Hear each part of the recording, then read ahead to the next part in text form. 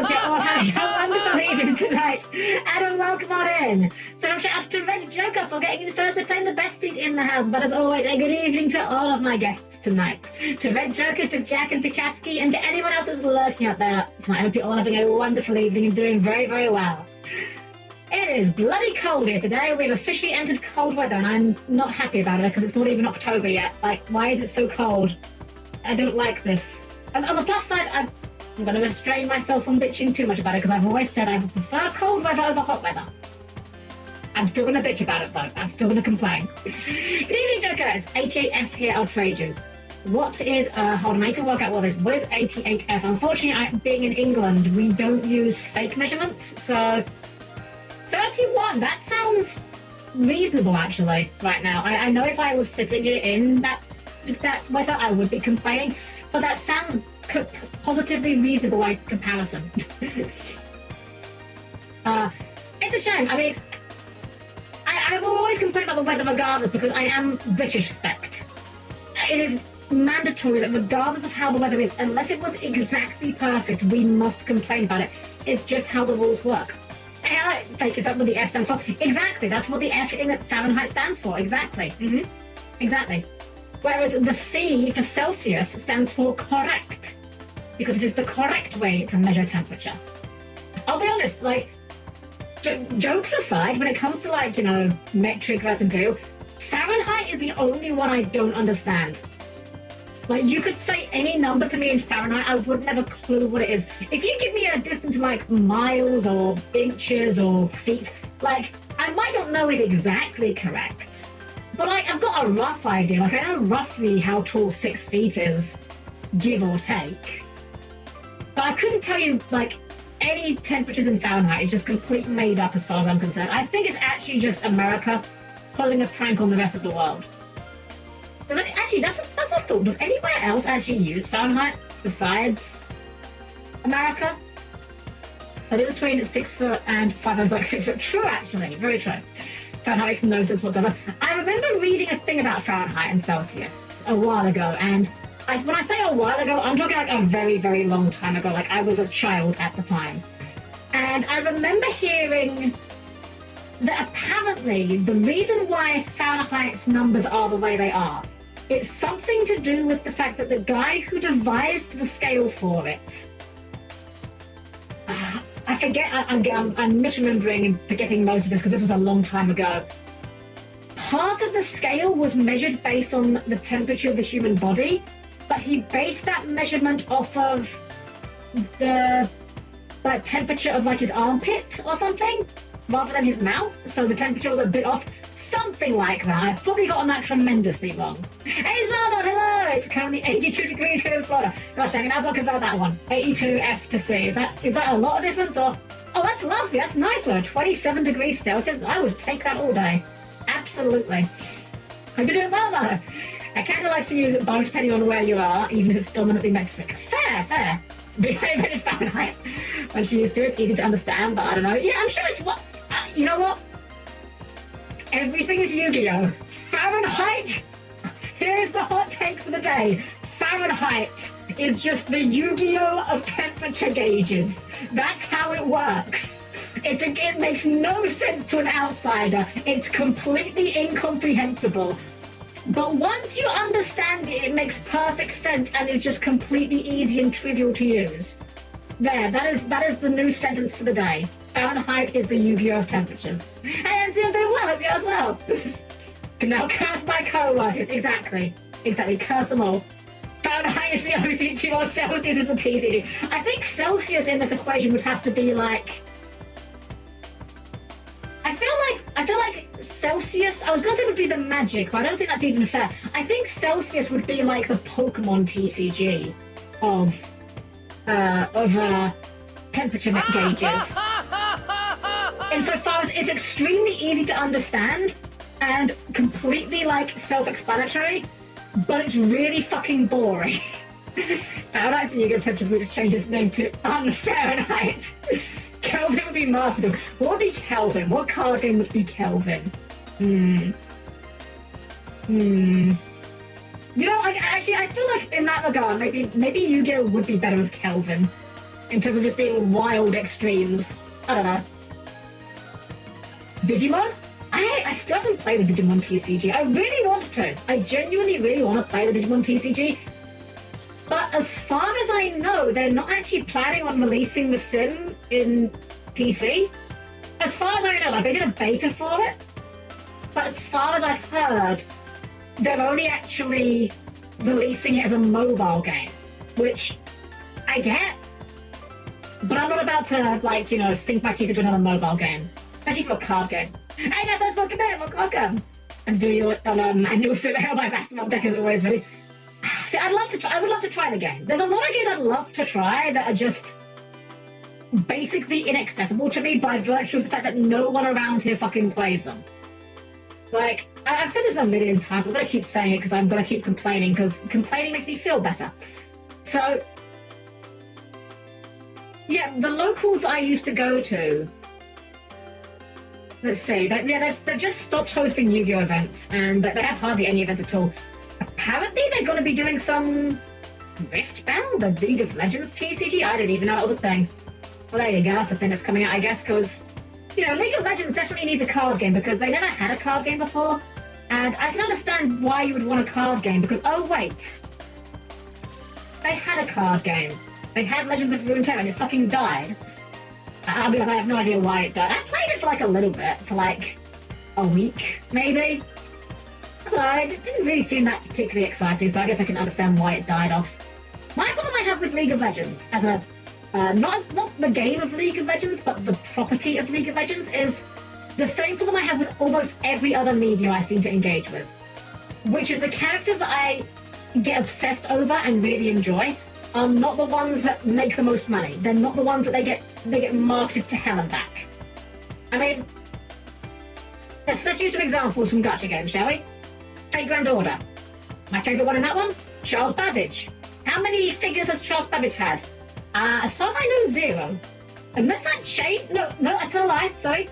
There was one figure of Charles Babbage that I'm aware of, and it was a chibi one. Like a little gag chibi-fied one. Based off of the, what's that artist's name? The one that does like the Fate Go Learning with Manga series. I can't remember what it's called now. Leo, I think his name is? Everyone has a card game at this point. I'm surprised that so many licenses have card games. I like card games, don't get it wrong, but it's really weird that every license has a card game again. I feel like we went through that time period sort of around the original release of Yu-Gi-Oh! And it's kind of, I guess time is just a circle and just goes back to the beginning eventually, because I guess we're just now at that point in the cycle where everyone decides, you know what, we should all make card games again. Apparently the One Piece one's very good. I've got no idea. I've never read a One Piece card in my life, and I know nothing about the series apart from the One Piece rap is unreasonably good, frankly. I will fight you on this matter. The One Piece rap goes unreasonably hard for no good reason. I saw the bill with Pokemon cards. I mean, see, I can see that, but like, that was back during COVID, right? Like, that was back when everyone was in lockdown and everyone was pulling cards. Like, are people still doing it? Is that a thing people are still doing? Everything I've seen from Babbage is a garage kit. I didn't even know there was a garage kit. The closest I've seen to like an actual Babbage kit was a art piece that was like a proof of concept.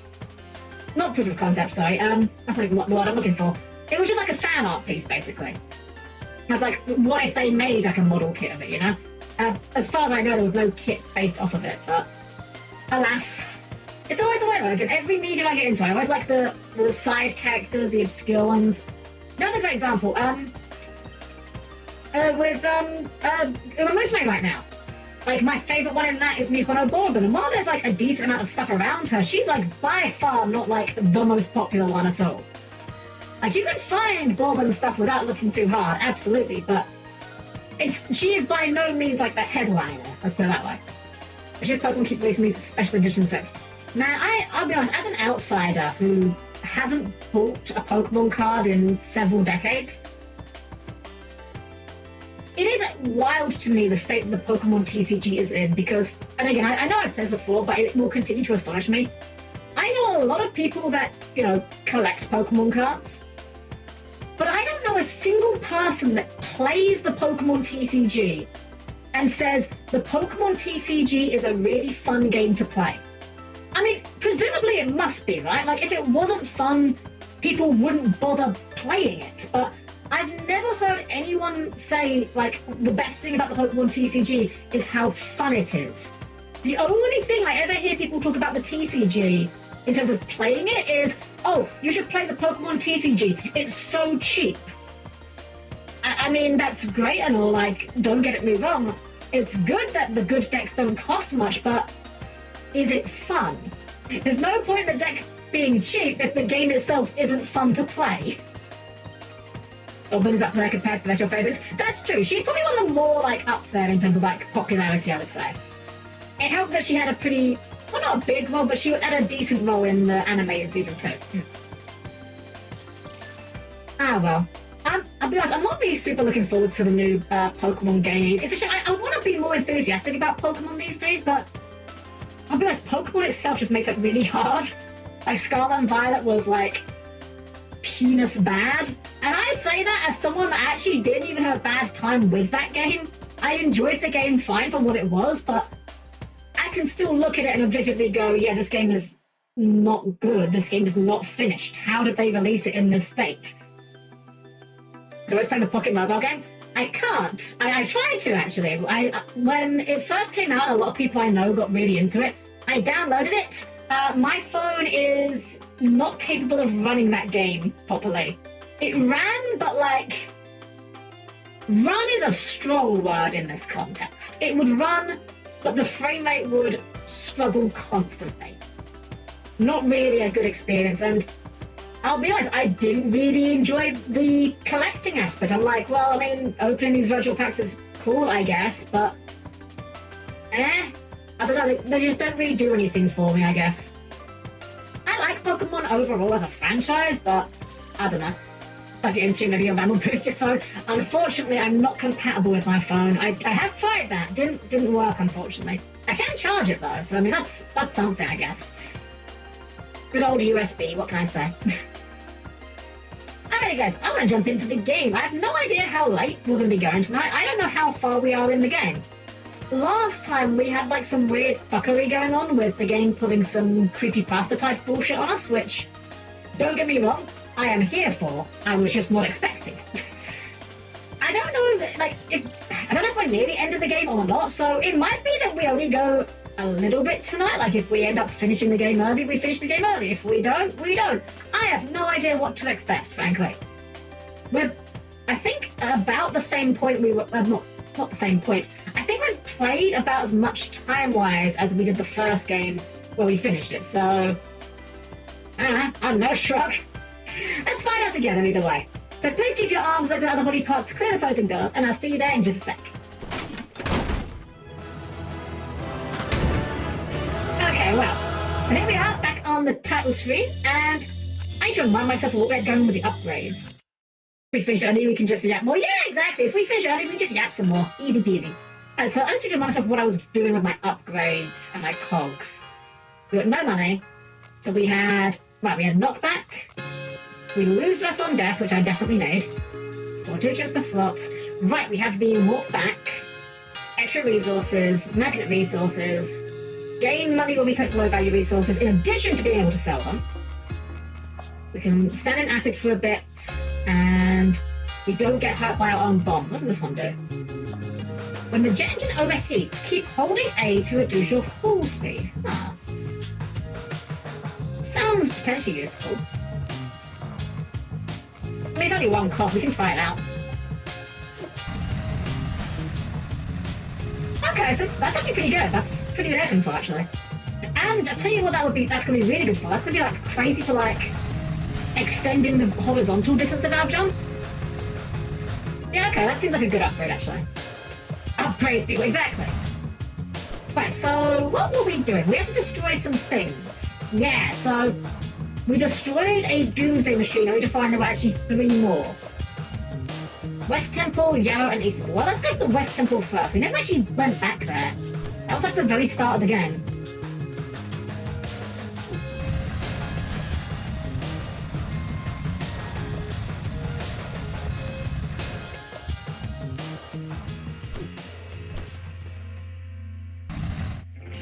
actually don't know if we take full damage still. I think I remember that the full damage in this game is a lot more generous, but I don't know if we like negated it or not completely yet. Okay, so we need to get down to there somehow. Let's take us there. Temple of Guidance. This must be where we need to go. Oh, right.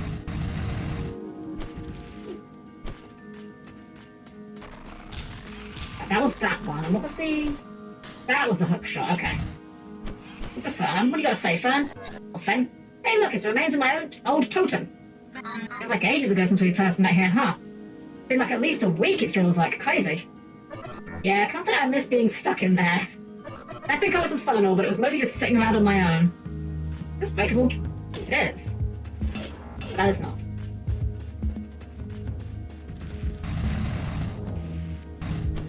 Well, surely we can, like, explore some places that we couldn't before now, right?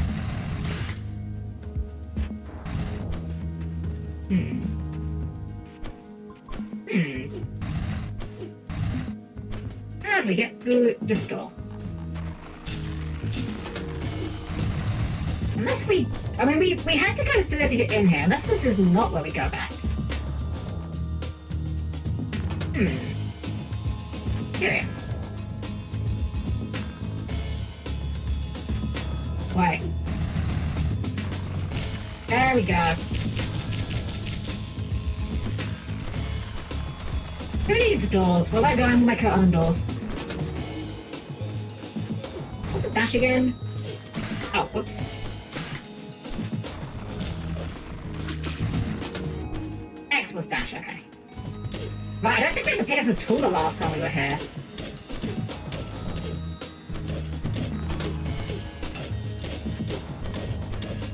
Well, maybe we did. I don't remember. That was a whole week ago. You can't expect me to remember what happened a week ago. This was the upgrade. Anything up here? No.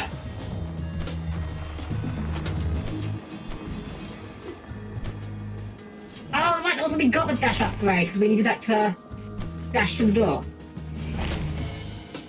That's right, that's right.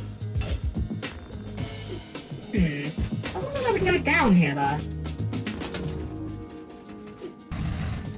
Aha! Aha! Another pipe.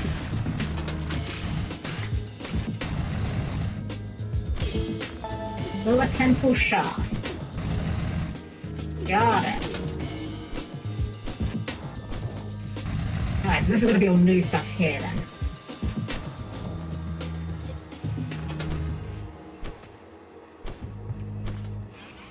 Oh, what are you going to say? Ever thought we'd be coming back to this temple again? This place is a lot bigger than just the part up there. I just hung out in the totem, so I never got to enter this area. Should be filled with deadly traps and cool things like that. Oh, my favourite. Deadly traps, those are the best.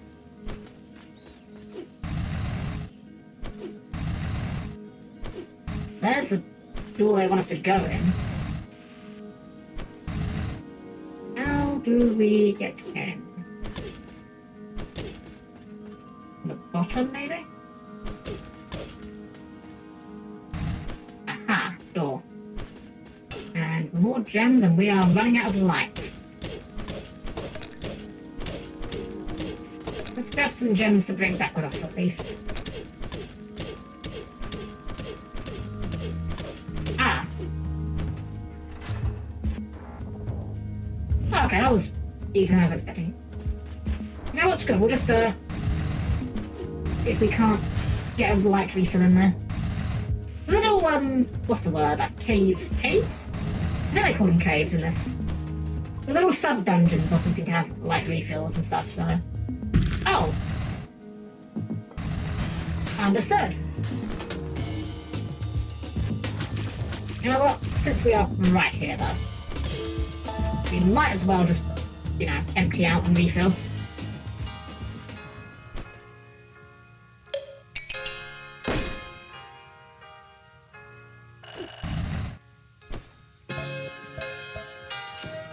Right, let's see what's behind door number... I was going to say door number 1, but this is like, I don't know how many times we've done this now. And of course there is light there. Of course. Minecart? Minecart. We ride the minecart. We can break the minecart. Aha! Got it. Door number this door. Very true, actually. Yes, correct. Door number this door.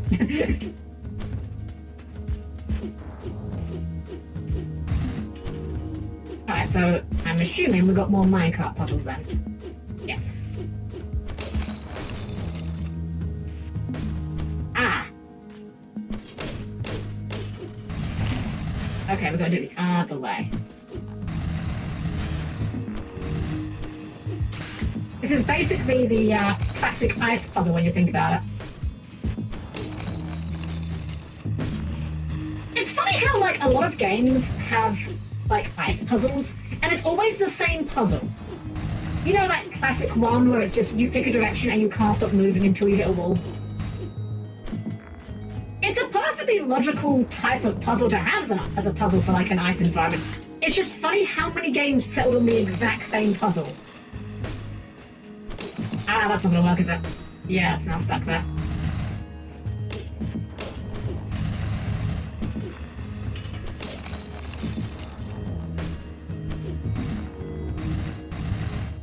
Can we hit this from the other side?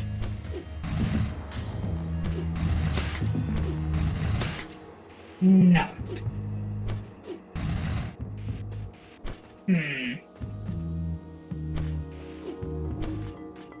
We still haven't got an upgrade that lets us swing in the air. Oh, you know what? Yeah, I see what it is. We have to open that door first, I think. And then knock the minecart through that way instead. In fact, we've got a few minecarts here, so let's puzzle this out. So this one seems fairly straightforward to get through down into that button there. Which in turn opens this. Then we can knock this one down here. I need to fill the gap down here. Yep. Wait, hold up. I want this. What is this? I want it. What's our button to fire the wire? Can't fire in the air. There's clearly something hidden there and I want it. And we use this one.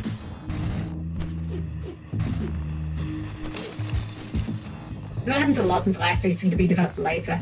Yeah, it's true actually. Like ice stages often end up being like the later stages, I guess, because I don't know. I guess they figure maybe like they want to have the player get the hang of the controls normally. There we go. We get a wheel, a wagon wheel. There we go. Alright, we'll have for a cog. Oh, and a button. Okay, well, that's one button. Or one door, platform, thing. Oh, okay, well that was hard to find. Chamber of Arrows, that's ominous.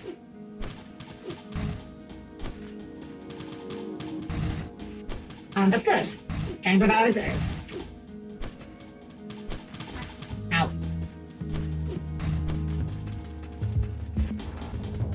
Ah well, it's fine. We just take the hit. It's only damage. Should it the form of an early game ice puzzle? I'm trying to think if there are. I'm trying to think of now games that have early game ice levels or ice areas. Ow. I can't really think of any actually.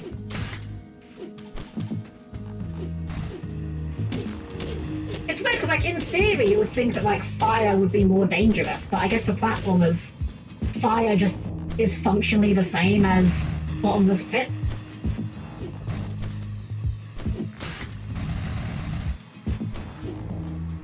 Whereas ice puzzles, like, that can mess with your controls in an all different kind of way. I mean, God, the ice controls in Mega Man X4 were wild. The way that the game just, like, doesn't know how to handle dashing up slopes. Oh. Oh. Oh, shoot, it's on the evade. It's on the FF14 AoEs.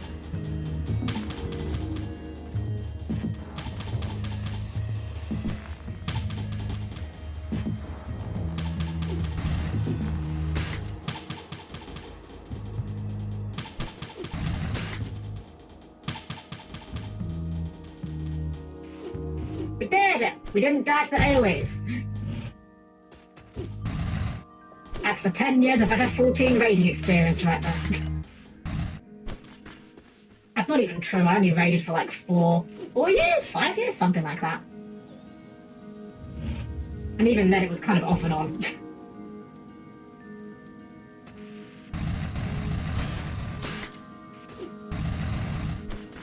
Alright, device of such devastation.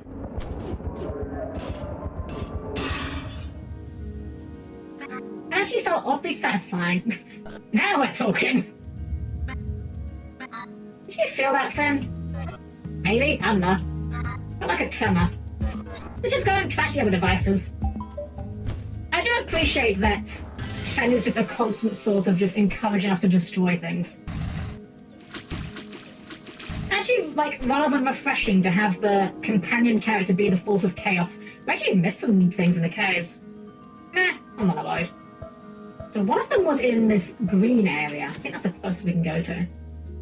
This Mega Man X1 was technically an early ice level. We had to kind of have to do Chill Penguin first. True, actually. Although, I don't remember. Did Chill Penguin have ice physics in their level? I don't remember.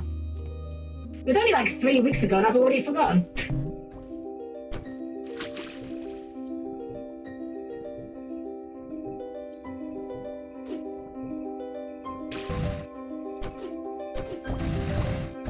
Right, I kind of forgot what this area was like. It's been a hot minute.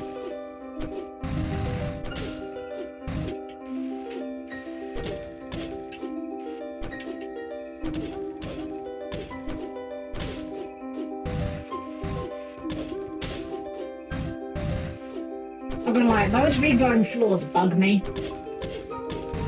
Just because it annoys me in the same way that Minecraft dungeons annoy me. Not caves annoy me, rather. Because when it comes to Minecraft, I've said before, whenever I'm playing Minecraft, I always have to make everything nice and smooth and flat and even, and I can't do that if they keep growing back. Hey, look at this leaky thing. What do you think this is for? I don't know, but it doesn't look very nice. Could be some sort of waste system for those earthquake generators. Whatever's going on, this strange jungle seems to be spreading. Come on then, let's go find a device and wreck it. I'm gonna wreck it.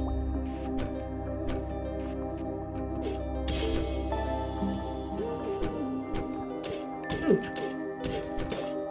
Well, that's a new enemy. Oh no, it's not, it's just a regular enemy, but he's got some blue plants behind him. Never mind. We've seen those guys before.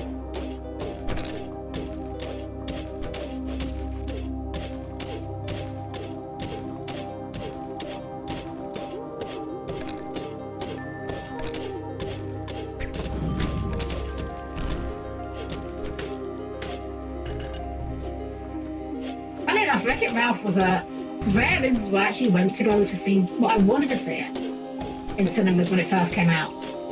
I've said before that I'm not really a big movie person. Let's just go refill our lamp real quick, actually. It's very rare that I'll go and see a movie and come out of it with the impression of, wow, that was terrible, but by and large, I'm not really too worried about movies. Like, I can take them or leave them a lot of the time. My main thing is I like to have something to do with my hands. Oh, I've heard about this strange unnatural jungle growing in the mine. Of course, I won't stop someone like you. I'm just worried it'll scare off any wimpy miners, see? I do like this guy, he's fantastic. Got enough money to upgrade? No, not even. Well, we could get more lamp. Let's get more lamp. Summoner, it's a chance of spotting an extra light orb from defeated enemies. Nah. Doesn't sound too exciting. Oh, did he... Okay, we haven't got enough of the rare items for him yet.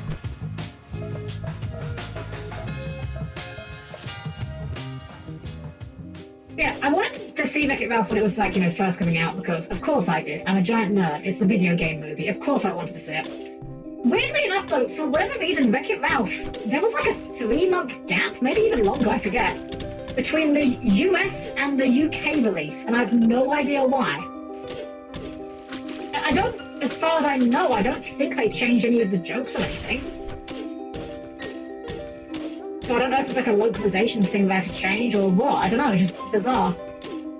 Common Europe Common Europe L, I guess.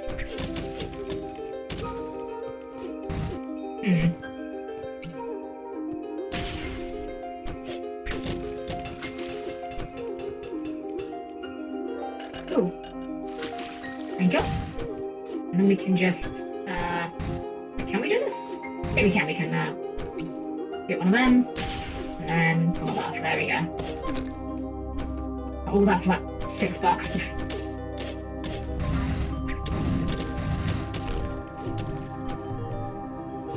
You know, these guys are actually kind of good for mining out areas, not gonna lie. Well, Rip. Easy come, easy go.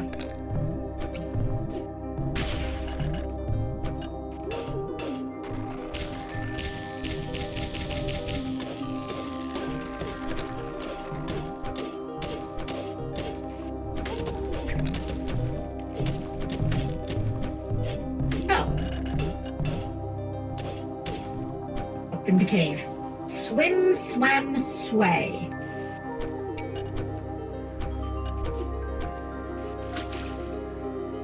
I see. Well, it wouldn't really be a platform without the obligatory water level, would it?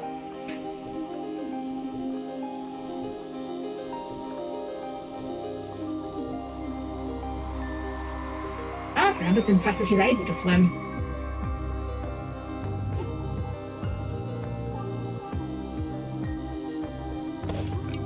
Oh wow, well, that paid off.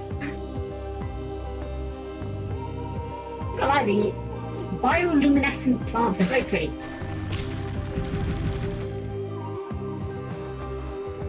Apart from that one, that was trying to kill us.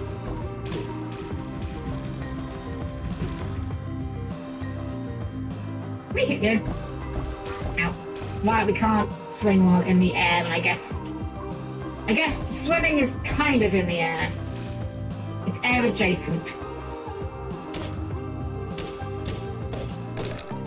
Ingwian. Huh. Good thing you're all... Yeah, exactly. I'm surprised that she's able to lift herself, frankly. Look, I'm not going to disclose anything regarding my weight, but suffice it to say that swimming is not something I find particularly easy. Metal is very heavy and dense.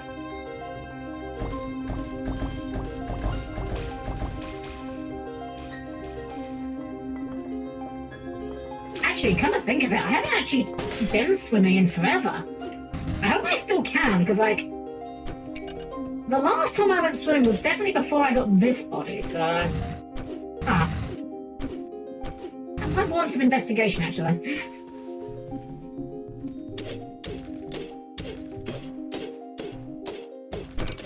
Oh, wow. That's a lot of money. Oh, we got the double drop, that's why. Gigantic value.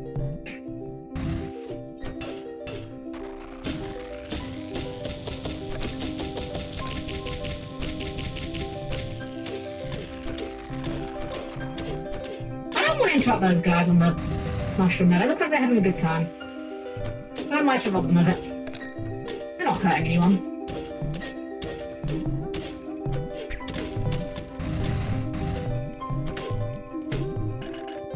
Get yourself a mermaid tail mod and you'd be good to go. Oh, that would be really pretty actually.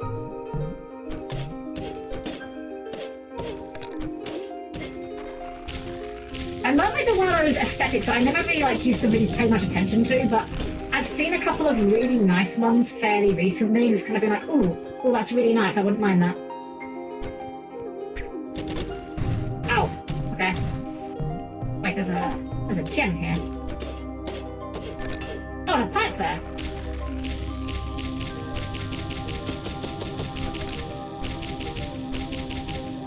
Excellent, let's go and cash in before we die again.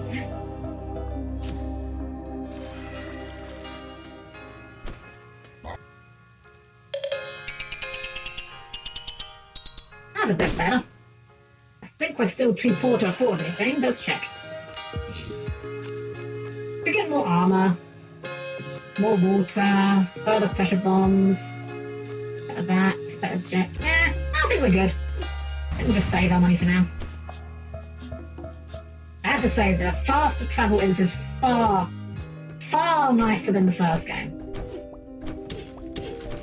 In the first game, you could buy teleporters that would allow you to, return to the surface from anywhere. But they were a finite resource, or they used a finite resource, rather.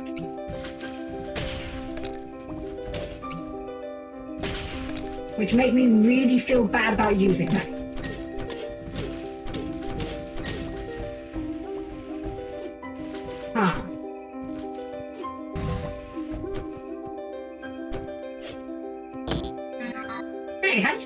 down here? I'm sorry, but my pipes, brigade.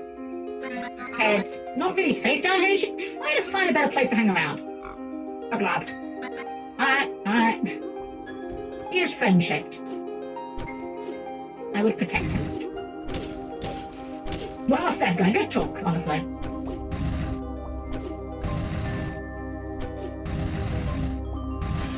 A lot of unbreakable walls around here. Makes me think there has to be something good around here somewhere, but maybe not. Wait, this is where we came in, isn't it? This is literally where we came in, okay.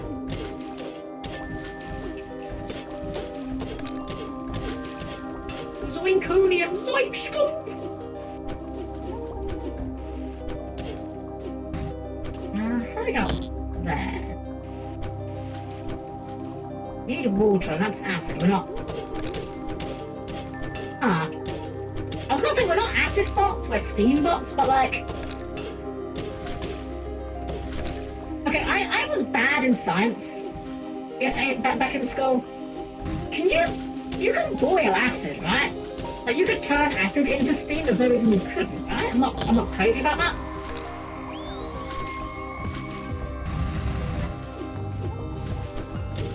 I'm saying there'd be a reason to do it, but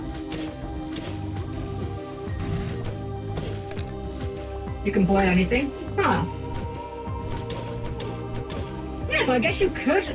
Now the next question then would become, if you boiled acid, would the steam of the acid also be corrosive? Or would the boiling remove that quality from it? Again, I was really bad at science as a kid, so I found it interesting. I was just bad at a lot of it.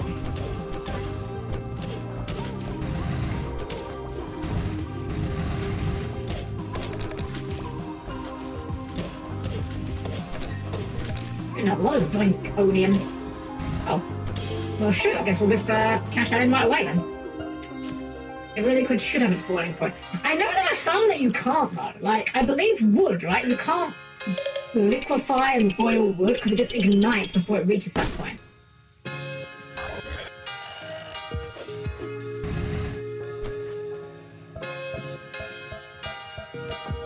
The vapor is corrosive and air concentrations above 5 parts per million can cause irritation. Huh! Well, today I learned something. I guess, like, acid cloud spell in D&D has some reality to it.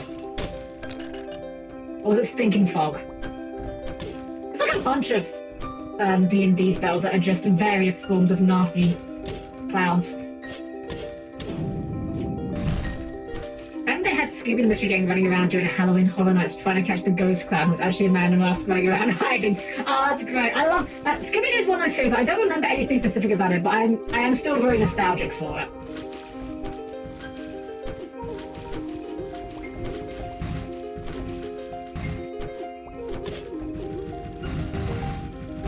Actually, wait a second. The ghost. I remember the ghost clown episode now, actually, because.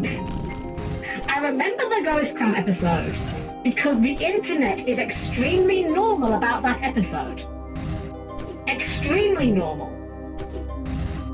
And if you don't know what I'm referring to, hold on to that innocence you have. Treasure it. Make friends with it. Because once you lose it, you won't be able to get it back.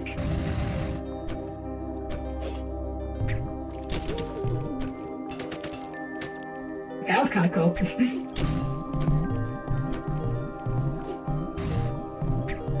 I mean, we ain't gotta kill him, we can just ignore him, right? But how do I pop that?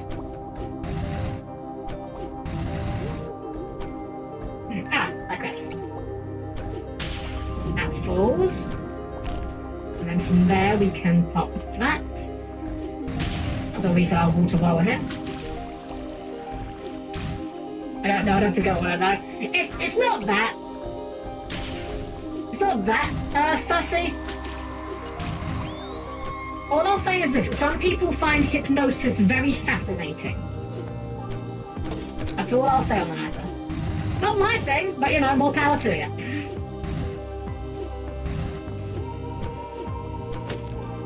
Oh. Well, I feel bad. I didn't think I would just... I mean, I guess that... Yeah, that would be how it works. The totally spies approach. What a great way of putting it. Good old totally spies.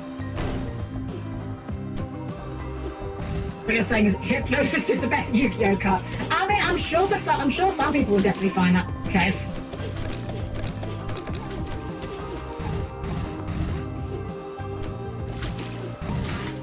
I mean, look, I'm just saying, I've been around the internet. I've seen what people come up with for cards like Change of Heart and Mind Control.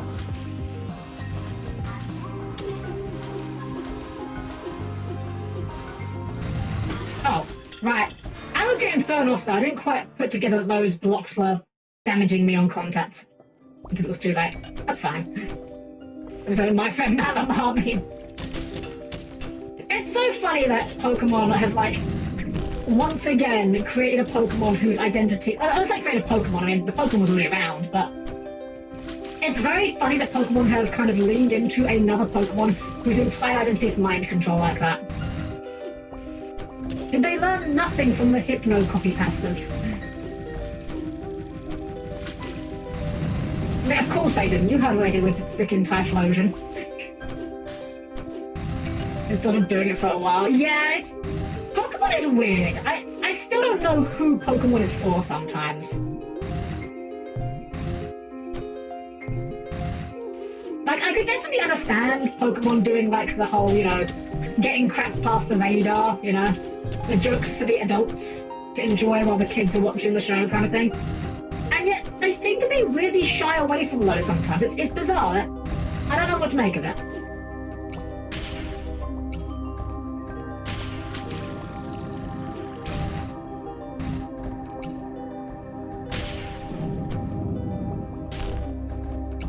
God of War is the same to agree. Wait, God of War is? I know God of War has, like, the thing where she kind of goes, like, obsessively, like, will murder people for you if someone's, like, upsetting you or hurting you.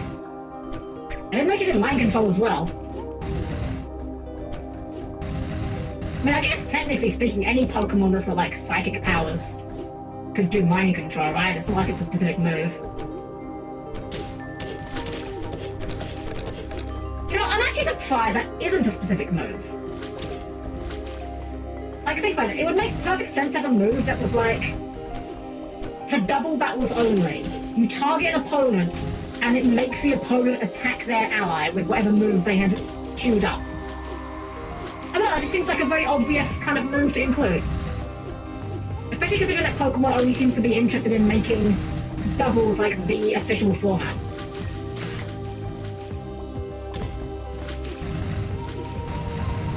Ow. That's fine, we made it.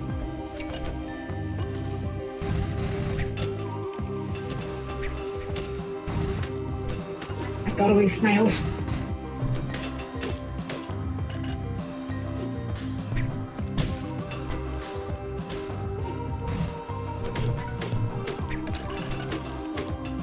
Oh shoot! I didn't even realize my health was that low. Whoops. Pokemon's kind of like Disney in a sense, no? Characters designed primarily for children and families, but you have the older adult crowd that kind of makes things weird from time to time. You know? That's not even that's not really even like wrong, honestly. Like, you have Disney adults and you have Pokemon adults, you have Nintendo adults, like, they're just two sides of the same coin. I really need to try and stop taking so much damage here.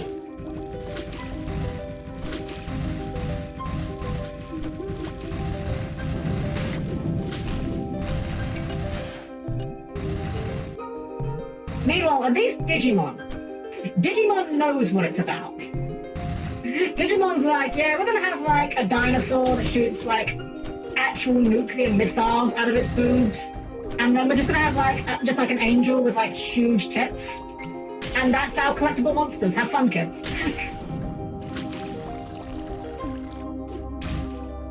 If I stuff Mickey Mouse in a Pokeball, I'm a lunatic. If I put Pikachu in a theme park, it's perfectly normal. If you put Mickey Mouse into a Pokeball, you'll be sued by the Pokemon Company now, Kasky, because, remember, Pokemon now have a patent on summoning creatures specifically from balls. It has to be a cube. Make it a cube and you'll be fine.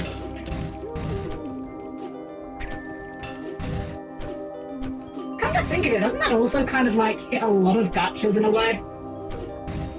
I guess it depends on like how much you wanna stretch the definition of like summoning, you know?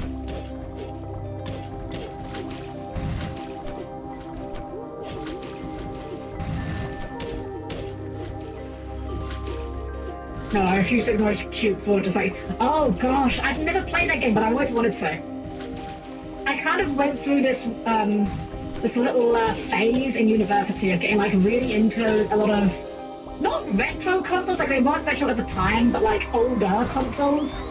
Like I got really back into the GameCube and the N64, and Cuba 4 was one of those games that I always wanted to try, but I believe, guess what? Say it with me, boys and girls and loads of unspecified genders, it wasn't released in Europe. I don't even know if the game's any good or not. I just know that it wasn't released. Oh, we nearly died there. That's horrifying. Let's try to not die. Oh, excellent. We were literally at the exit.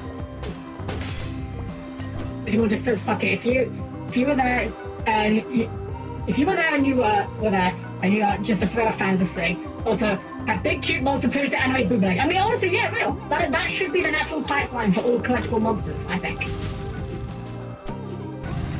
The pipeline should just be start as cute animal, end as hot booba lady. I mean, that was my pipeline. You think baby Helm-Chan was like, you know, humanoid? No. Wait, something from Balls Fizz is trademarked. Oh no, I demand to pay support. I'm telling you guys, you don't believe me, it is all Yu-Gi-Oh! Everything is in fact Yu-Gi-Oh! We should probably consider getting some better armor, shouldn't we? Because we have died like twice recently.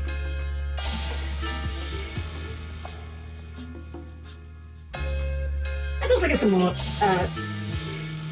light. So what do we get? Prevents your light from dropping below 50%? What? Wait, so we just get infinite light? I mean, that sounds very good. Deflects the first projectile that hits you. That also sounds good. That sounds better. We can manage light better, I think.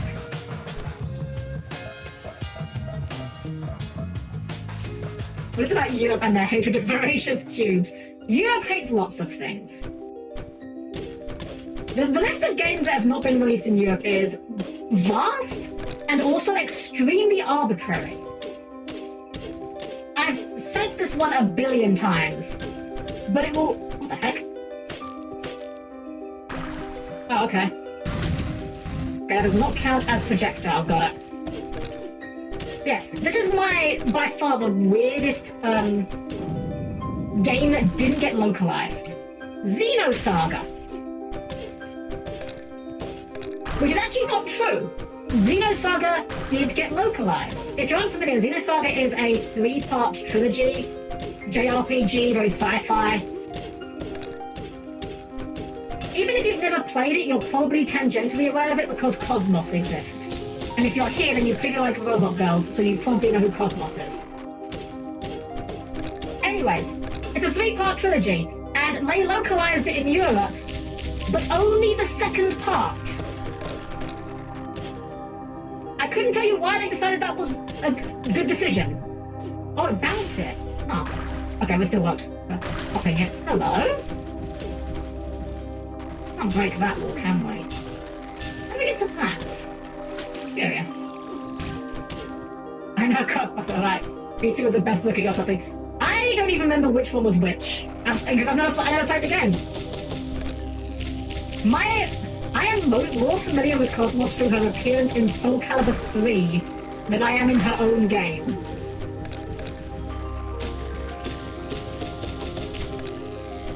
Damn, how could you out my secret about loving Robot Girls? I'm actually psychic.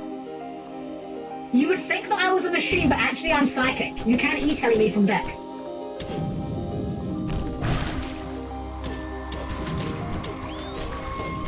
I'm not sure what's going on down there, so I'm just going to pretend nothing's going on down there. Hodgepodge hang. If we just don't hit these. That seems like a reasonable idea. Hi, actually psychic. You know what would be like really fun? Not good. I will stress, not good. There'd be no good reason to do this, but it'd be very fun. Oh shit. Very funny. A Yu-Gi-Oh card that allows you to change a card's name on the field, right? But it doesn't have to change it to an existing card. So you could just change a card's name to, like, Bob or something. No good reason to do it at all. Would have no practical applications for actually doing it outside of calling specific card names. Oh shit. But I just think it would be very funny to force your opponent to call the card Bob or whatever you want to call it.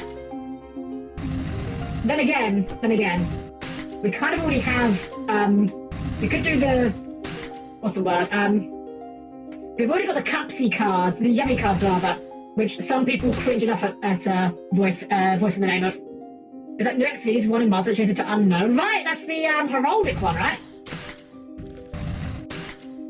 Jeez, someone who was watching the Robot Girl stream those Robot Girls, who could have guessed? I mean, look, I told you I'm psychic, okay? You're never gonna act like there's some big deduction going on. It's just psychic powers.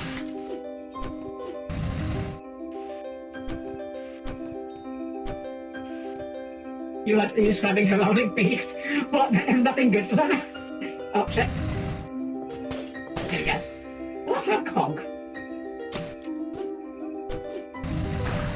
I just want to see what happens if we set these all off, like if it reveals anything.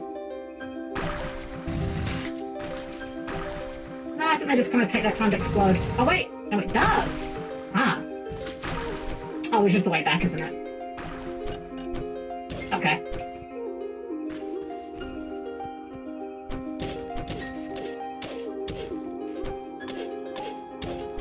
It would actually do something, because any card that affects a certain name of card would negate protection effects or what have you. If his name just became Penis.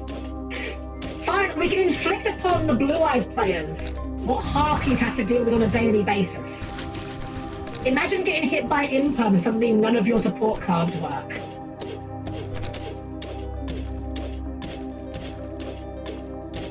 Wait, that's actually not even a bad idea. I kind of dig that for a card idea. That would also, like, really fuck up, like, certain Link monsters, right? Like, if a Link 1 requires a specific name, you change the name and now they can't link for it. That's how we balance Super Heavy Samurai at full power. Oh.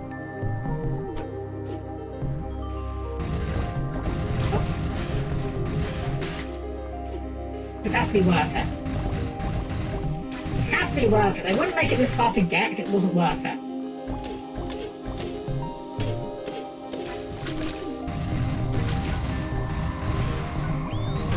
Well, shit. It was not worth it.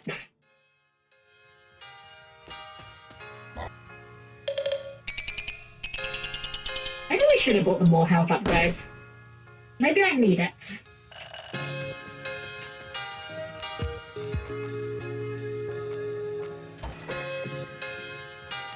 We got full upgrade. We need tier 8. You first take... Oh, that's good.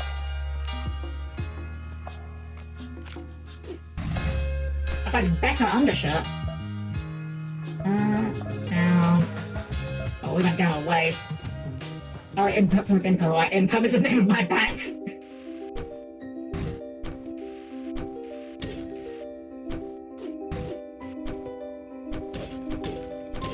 We need more Yu-Gi-Oh cards that force you to take physical actions. I'm not saying that there should be a card that lets me hit my opponent with a bat. But there should be a card that allows me to consider the concept of hitting my opponent with a bat.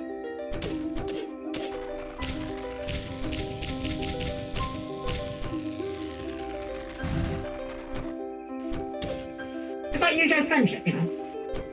It's got to consent to the concept of the handshake. Hero card that forces you to strike a person. Oh, that would be fantastic. I love that. That would be so good. I really just want the thing. I guess it's the thing. Oh, there we go. It weren't even worth it. That was 20 bucks. Wait, no, that was 20 bucks on pickup. We get more money when we cash it in. I'm trying to make it a squeaky bat. Yu-Gi-Oh! Yowie paddle, there we go. God, who remembers the fucking Yowie paddles when that was a thing? I'm not saying they should come back for the record, just because I've heard stories that some people got like really hurt by those things. Like people just not knowing how to, you know, restrain themselves with the goofy wooden bat.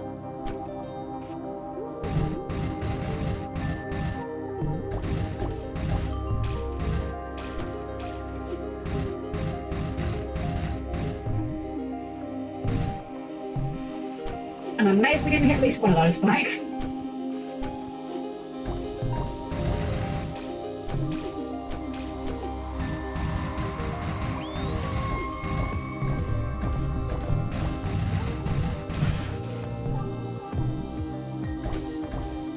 There we go. Dang it. Oh, I got an achievement because I technically killed it with its own projectile. Sure, that's how that works. Oh, we haven't got a... That's fine, we don't need it. Help, but... I really would like to kill you right now, enemy. And it's not doing much damage. No projectile thing refilled yet.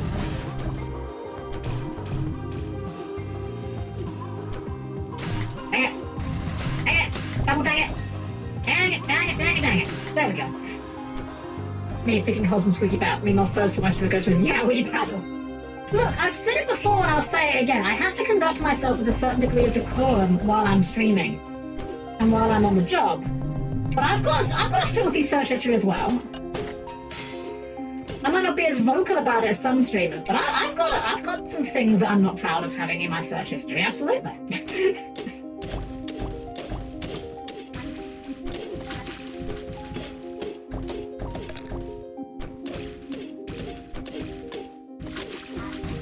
I keep forgetting those blocks explode when they disappear. Like that.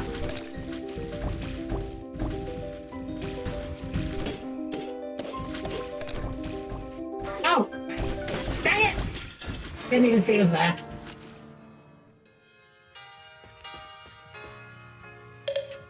These acid guys are kind of dicks. As my technical assessment. I don't think we can afford anything. Yeah, not even close. That's fine. Get back down there. Oh, we got a long way to go. We didn't even find another pipe down there yet. Irritating.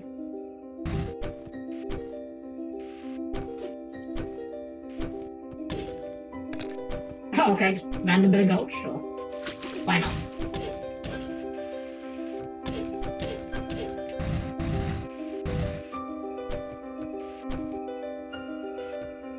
We must have missed a pipe somewhere, I feel.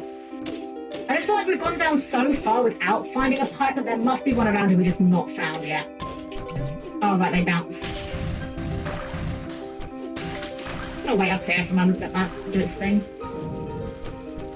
Let nature take a course.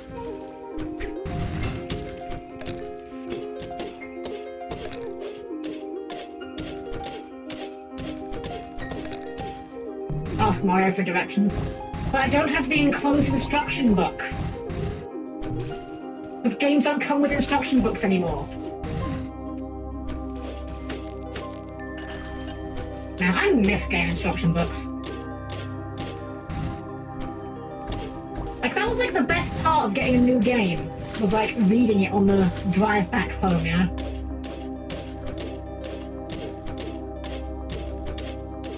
Don't me wrong, the best part. Yeah, exactly, yep. Absolutely. I bet I'm playing metal pipe for a laugh.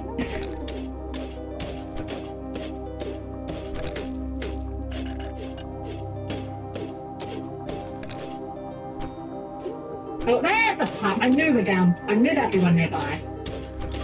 I think we may have still missed one, but whatever. We've got our exit out. We should probably just take it to refuel. And yes, games like Tube, which are so obscure they come with instructions and also a full guidebook on purchase. Really? I don't know the full guide, okay. I mean, the iconic one for that would be Earthbound, right? Like, Earthbound came with the player's guide as well. Which, by the way, guess what? Guess what? Yeah, that's right, not releasing it out. I don't think it was. I'm willing to be wrong on that one, but I'm pretty sure Earthbound didn't get a European release on the SNES. It got released on, like, Virtual Console later, but I'm pretty sure we didn't get the original release. Okay, let's use the new Earthbound support instead. They never errated that one vanilla, did they? There's like that one vanilla monster called like Earthbound something or other. Earthbound Spirit, I think it's called. Which is technically Earthbound support, but it's not meant to be. It's another Frog the Jam situation. But I don't think they've actually errated it yet. And I don't think the Earthbound cards include except Earthbound Spirit text. Meaning you could like ruin a judge's day by going to a YCS or something and playing the vanilla with Earthbound cards and be like, I don't know what's the problem, it's clearly an Earthbound, it says it right there on the card.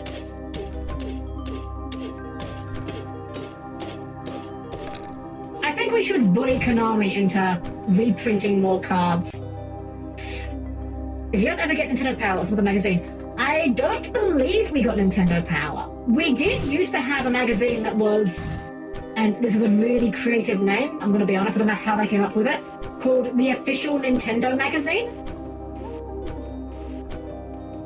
From what I've heard of Nintendo Power from those that were there for it, the UK Official Nintendo Magazine was far less exciting.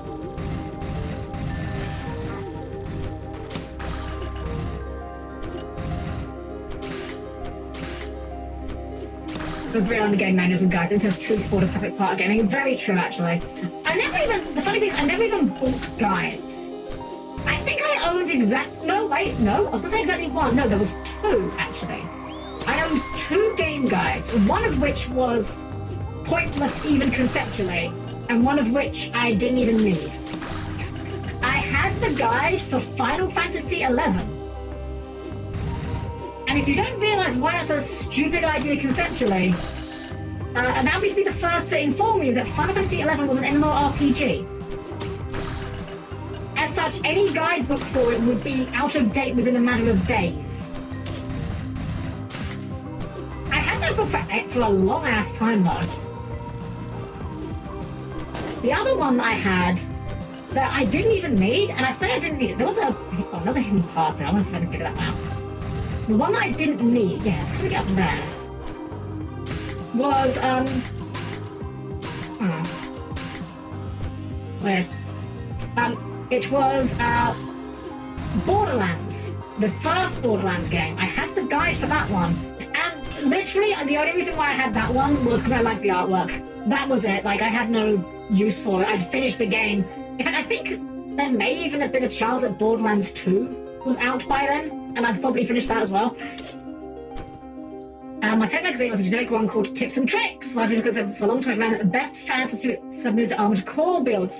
Yomi told me about that book. She used to, that magazine, that was one that she used to get as well. I've never read it myself because we didn't have it here, but yeah. You still have that level? No, unfortunately, I didn't take very good care of it. And it just kind of fell apart. I threw it away a while ago. But I can tell you this though. There's like not much I remember from it, but there was like one section in the book that was like a weird kind of like comedy sidebar, and it was titled "Things the Party Never Wants to Hear Their Monks Say." I can't remember most of them, but I just remember one of them was, "I'm specializing in great axes." I don't even know if monks can even equip any great axes in that game.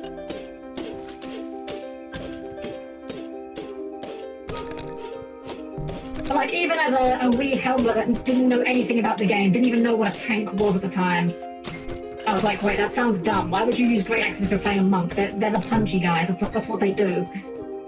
My favourite game guides of all time was Pokemon Gold and Silver. I think I had me a lot back then. Oh, you know what? Yeah, actually, you said Pokemon ones. You've reminded me. I had a Pokemon one. And if you've been around the internet and you've seen like Pokemon guides, you've probably seen this one excerpt from the guide I had. Because this guide includes good advice, like, there's only one Master Ball in game, so you should use it on something that's very hard to catch. I can't remember what the Pokemon they suggest are hard to catch that you should use your Master Ball on, but they are things you should definitely not be using your Master Ball on, like Spearow or something. Actually, as I'm thinking now, like, I have more guides than I remember, actually.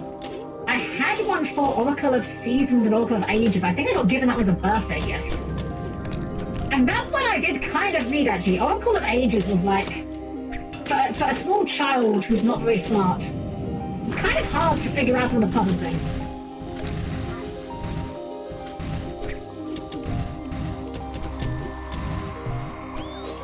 I always preferred Oracle of Seasons, even just conceptually. I remember when I got Oracle of Ages, I was very faintly disappointed by it because in Oracle of Seasons you've got like the 4 different seasons. You know, you've got spring, summer, winter, autumn, or fall if you're American. I don't know why you guys call it fall and we call it autumn. I don't know why that's different. Anyways. So in my mind, I was like, well, surely in Oracle of Ages, surely you must go to like the past, the present, and the future, right? And then I found out it was just the past and the present. I'm like, oh, that's kind of disappointing. Granted, I don't know what I would have expected to be doing in the future, but I wanted to see it. Line loop. Interesting. Oh, okay, I think I know what you're doing.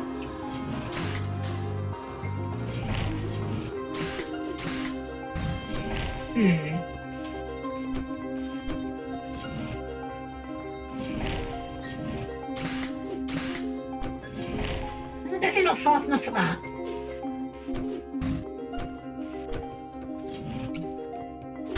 Oh, wait, that worked? No, it didn't work. How the heck do you get to that goober over there as well?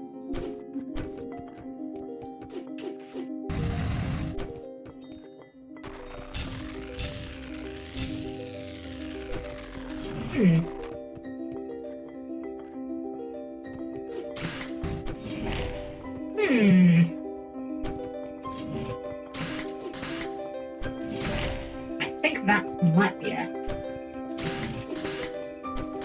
Ah, almost. I didn't.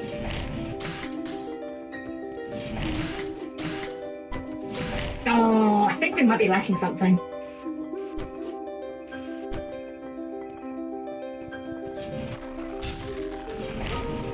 I wonder if maybe there's like a chance we have to come in from a different cave, because like, that path there clearly comes from off screen.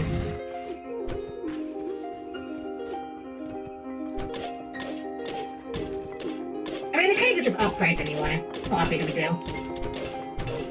We've already like missed plenty of things. I was up playing Link's Awakening. Oh, we're out of space. Let's go back to town. I stopped playing Link's Awakening once because I was a dungeon that required to kill enemies in a specific order, and it named them on their in-game names. I did not have the manuals, was sort of a pre-internet gaming days. I had to brute force that run. It's really funny to me how many games, especially older games, have names for their enemies that never come up at all. Hey Jackie, welcome in, welcome. We can't spell awesome, did also better than everyone. True, hello. That is, you are 100% true. Recircle of Life. Still a bit of health by discarding resources. That sounds terrible. Oh, there we go. It's 5 main shield pickaxe. That makes it deal more damage. Got it.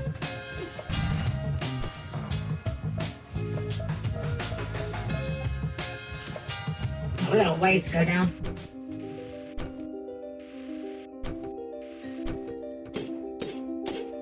How did we miss this phone? I'm not gonna lie, when it comes to Zelda games, I do kind of hope, and I don't want to be pessimistic. I hope this, but realistically, I don't think this will happen. My hope is that someday Zelda goes back to the original formula. I'll admit, I'm not the biggest Zelda fan. Like, I enjoy my time with the games, but I've actually finished very few of them.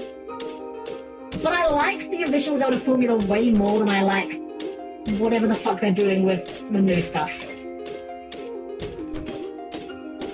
Unfortunately, I am very aware that does place me in a bit of a minority, but I don't know, I'm so sick of open world slop.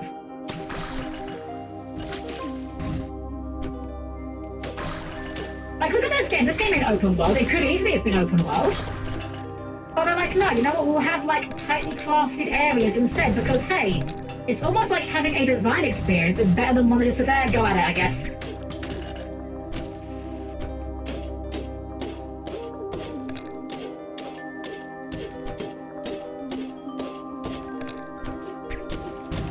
I think I really like 2D Zelda and 3D Zelda's whatever close to time. Yeah, you know what? I'll agree with that, yeah.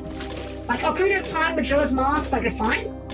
They're fine games, but yeah, like, Oracle of Seasons, Link's Awakening, those were the best Zeldas in my mind, for sure.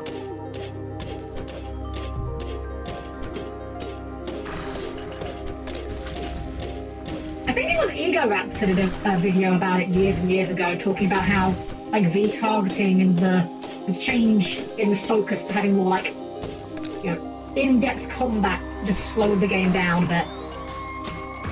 And I didn't really ever realize that at the time, but it's very true, actually. It's so weird, the best Zeldas were made like it. True, actually, very true. I think we peaked in open world games with Skyrim. See, I'm not gonna fight you on that, but I will say I didn't care for any of the Elder Scrolls games, but that's just because I don't care for the genre. But I think I will agree with you on that, insofar as the Elder Scrolls games, and Skyrim in particular, did so well, they spawned a bunch of copycats. And that, I think they are responsible for making open world into the new hotness. In the same way that Minecraft, I blame specifically for making lots of games just add crafting systems to them for no good reason. Don't get me wrong, crafting systems can be fun. Not every game needs a fucking crafting system. In fact, most games don't. Most games that have crafting systems would in fact be significantly better without them. You can't change my mind on this matter. Ooh, upgrade. It's a real upgrade. We're getting in this one.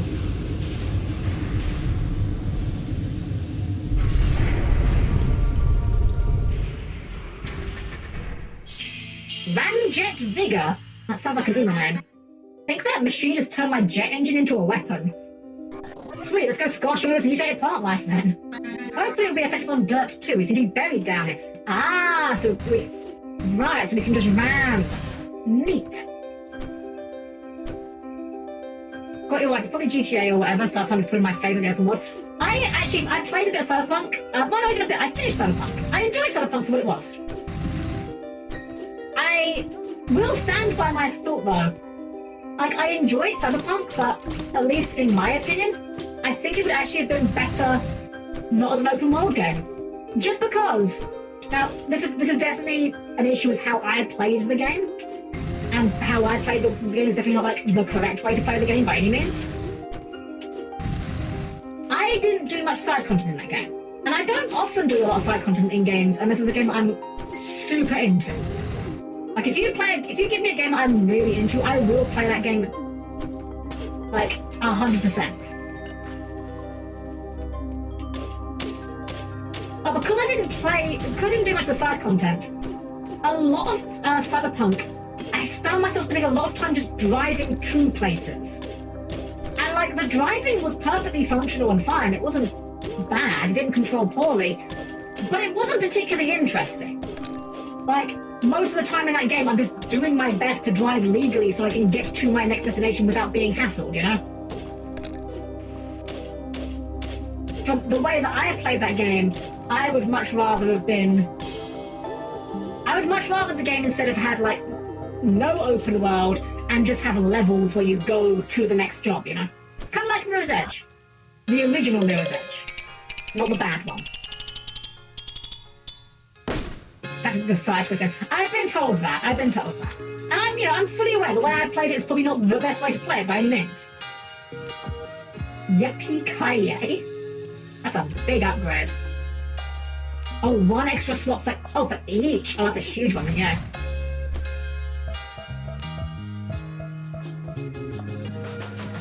Me played the game early before hacking builds got changed in overlords. I could just hack one guy with contagion and clear the whole building cycles in one go. See, it's funny, everyone I've spoken to that's played Cyberpunk seems to have a similar experience, that you get to a point where you just become basically unstoppable, one way or another. I played that entire game melee. I didn't fire a single gun once I got like a decent melee weapon. And like, I had a little bit of trouble at first, but once I got like the shoulder tackle and the berserk upgrade, I could not die. The game became easy mode. And I asked a couple people like if they tried it, how they found it, and from what I've gathered, it is just a case of that you do just become busted OP in that game. Not unique to Cyberpunk by any means, but that game has another issue that I have with certain games, which is the tech tree issue. Which is a lot of games have tech trees for no good reason. Like, why would you not max out on your tech tree, you know? Yes, I would like to, instead of getting like a really crazy powerful ability, I think I'll just take like 10 shit abilities from different paths. Yes, that's clearly how the game wants me to play it.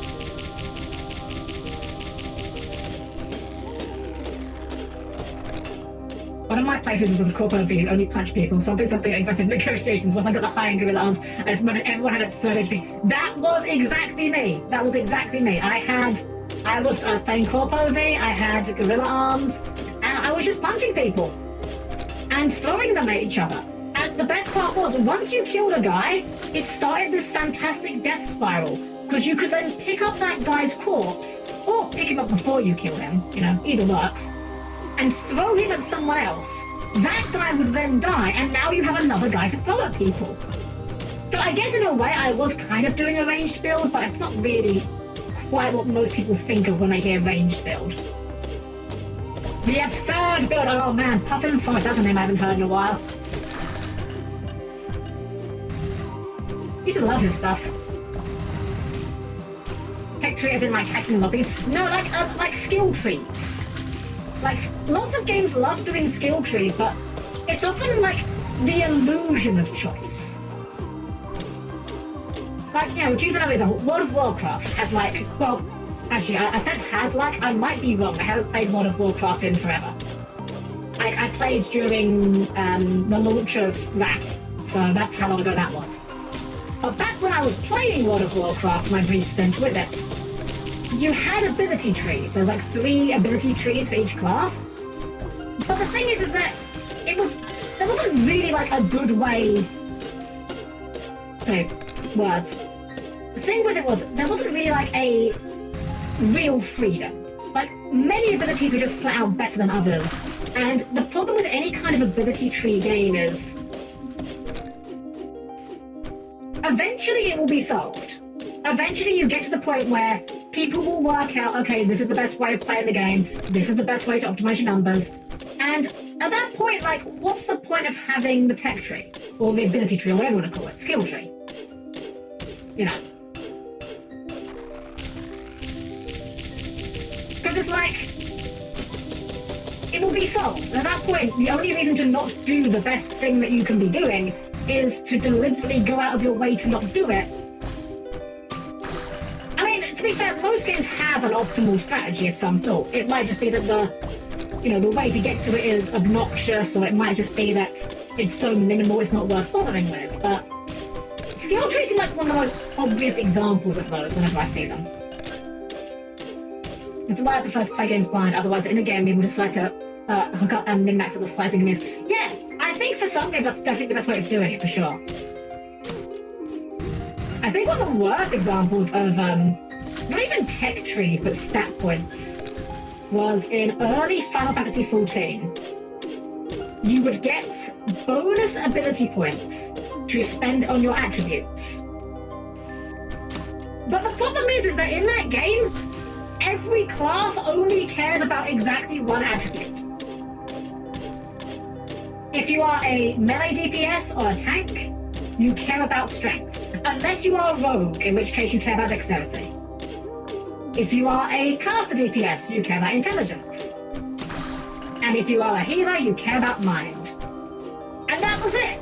There was no decision making to be had. You always just put it in that one stat, because this wasn't even a case of it's the best thing to be doing. It was literally, there's no point in doing it in anything else. The only fringe case where it could be worth doing anything different to what I described was when you were learning a fight for like raiding. There was an argument for like having your tanks run vitality instead of strength for the extra HP. But even then, that was largely just suboptimal. Like, it was something that you could do, but by and large, you probably didn't do it unless you were really desperate to squeeze as much HP as possible. Birdie num num seeds. Nice. As long as they're not stun seeds. As long as they're not stun seeds spelled backwards. That's why I like the Fallout approach. There's so many different approaches, but all about combat. Yes, so systems that have like skill points that make you divide between combat and social can be good. The problem I find is I often find that combat ends up winning for me a lot of the time in those equations. Oh wow, space already down in those equations, because the way I look at it is like, well, if I have the high social skills, it might let me talk past an encounter, but it won't let me talk past all the encounters. Whereas if I have high enough combat skills, that opens any door. Like, yeah, I might have to fight my way in, but there's very few problems that can't be solved with a good combat roll. I should probably go and refuel. Yeah, we should refuel. Oh, the place we need to be is right there. Okay, let's refuel first. Oh, there's enemies nearby. There we go. So I prefer the PSO2's leveling system. All class levels, no stat levels. Yeah, that's good. We like that. Fun fact, only Fallout games would let you convince the farmers to kill themselves via dialogue if your talk skills are high enough. You can do that in Baldur's Gate 3. I was watching a friend do it, and there's a part where you can make I say boss, I think it's like a mini-boss. You can make him do exactly that.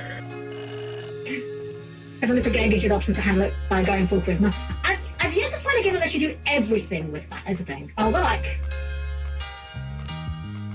so close. We're gonna go and do that immediately. I'm gonna just like go and get a few more gems and get that upgrade, because that is gonna be big. Get my advocating stat points or perk points or hate Skyrim.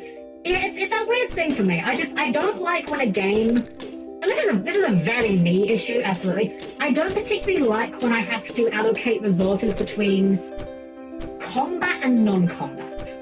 In my mind, those are two completely different things that should not compete for my same resources.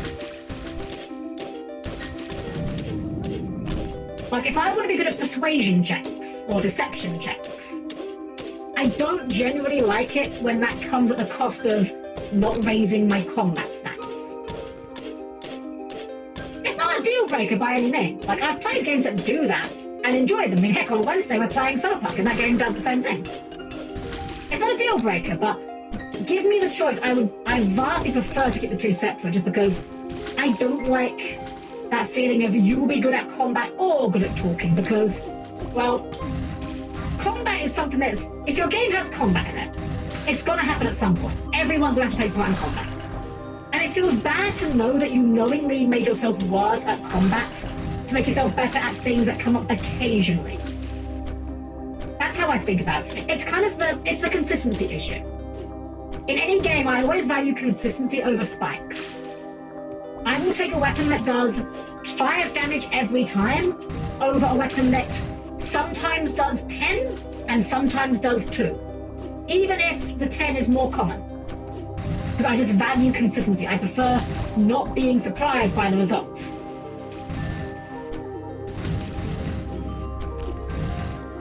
Just play Orator and FFT, become good at combat talking. I never played, well no, I played a bit at FFT. I kind of got scared off FFT when I found out that game has permadeath for your characters.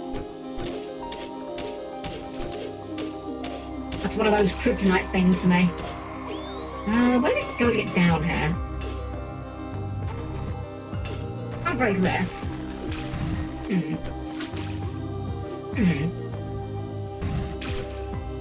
Just don't die. I mean, that is very true. That is the correct response, for sure. The problem is, it's a tactical RPG. I am very bad at tactical RPGs.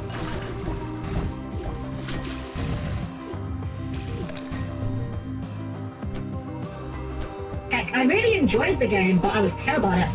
And that was, Shin Megami Tensei Devil Survivor. I thought that game was cool as hell. Loved the setting and the concept. Couldn't finish it. Couldn't beat it. I wasn't good enough. It's a system where if a character dies, you can have their crystal have another character inherit a lot of their set abilities or something like that. It's been a while. That's good then, at least. Skyman's contact always called shouts. The old Zhang Fei method. Just shout at a man until he dies. There we go. Another one down. Yeah. I had someone to do this with, to not be on my own when... That was definitely an earthquake. Could have been a reaction to us wrecking that thing, I guess. When we find Rusty, I'm gonna have him explain all this. Don't worry, I've got your back. Alright, let's get out of here. Oh, well, we can't do it in a cave.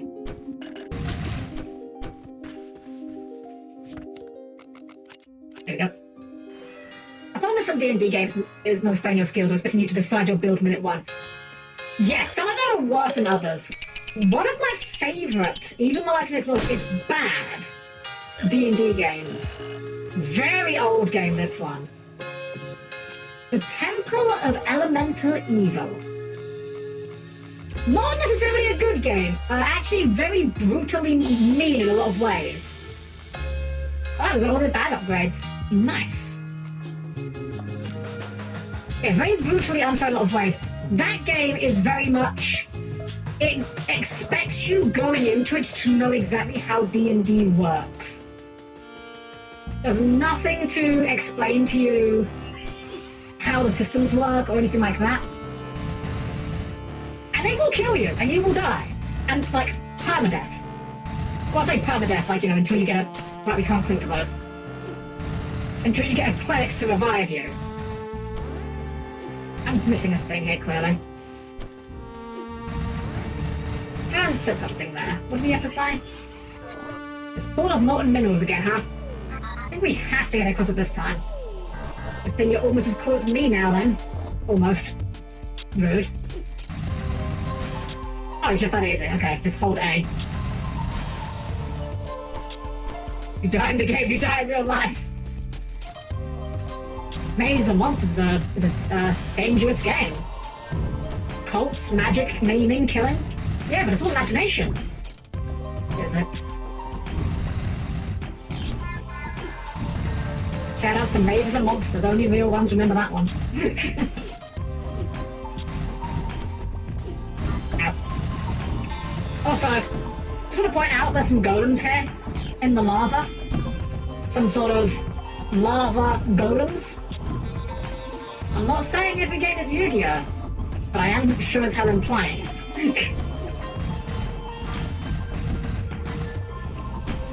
Sword Art Online theme start playing.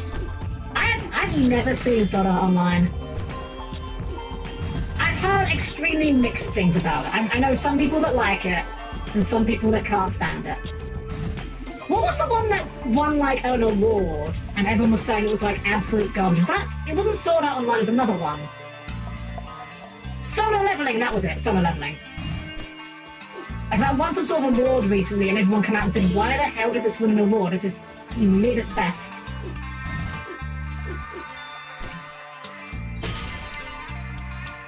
So if I ever wanted to write like an isekai anime, right? I would write it. No, I'm saying isekai anime here. I'm specifically talking about like the type of isekai anime that are like the video game isekai, right? I would write it from the perspective of someone that actually like min-maxes the fuck out of those games. Make it realistic. None of this, oh, you got the one-of-a-kind weapon that only one player on the server can have. No dev is ever gonna make that. unless they want people to bitch at them. Like, maybe in days gone past, a game like that could have existed, but not today. Oh, wait. 2 birds, 1 stone achievement. Nice. First season good, second season kind of weird. Third haven't seen it, I'll just stop after the first season. Fair, honestly. The only thing I know about Sword Art Online is, I think it's from, like, the spin-off? Like, Gun Gale Online? Or I don't know if that's, like, the spin-off or, like, a season or whatever. All I know is that there's a character that's got, like, a rifle and, like, blue hair, and it's a pretty good design. Not like a 10 out of 10, but, like, pretty good. And now I'm hoping that I am thinking of the right series after, because I could be completely wrong. I got reincarnated and not made in a video game? Finally, Helm-Chan Isekai. Actually, you know what would be like a really cool idea for an isekai? Person gets isekai'd, becomes their VTuber avatar, and meets like all their friends' VTuber avatars, and now to try and like avoid the awkwardness of the existential crisis, which is avoiding telling them that they're not real.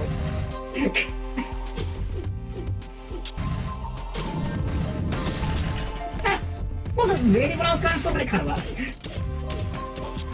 What I like about Bofuri, it addresses the main character to something absurd again and sets motor accident, and devs nerve it going forward so nobody else can do it, but don't want to punish the MC. Nah, fuck it, punish the MC. Punish the MC. It's very funny when people exploit shit and get, you know, punished for it. One of my favourite examples of this, old example now, but very funny. Team Fortress 2. When Team Fortress 2 first added hats to the game, the only way you could obtain them was as random drops. And the way that the random drops worked was, it was something along the lines of every 30 minutes the game would roll a die. And if it rolled high enough, you would get a random drop. And if it rolled very high, that random drop would be a hat. Well, people worked this out, and they realised the best way to improve your chances of getting hats was to just leave the game idle. Just open the game, go in a server, and just wait, because the game would keep rolling the dice while you were, quote-unquote, playing it, even though you weren't even playing at this point. It got to the point where people made a program that would let you idle in TF2 without opening TF2. I won't pretend to understand how it works, I'm not smart enough for such things.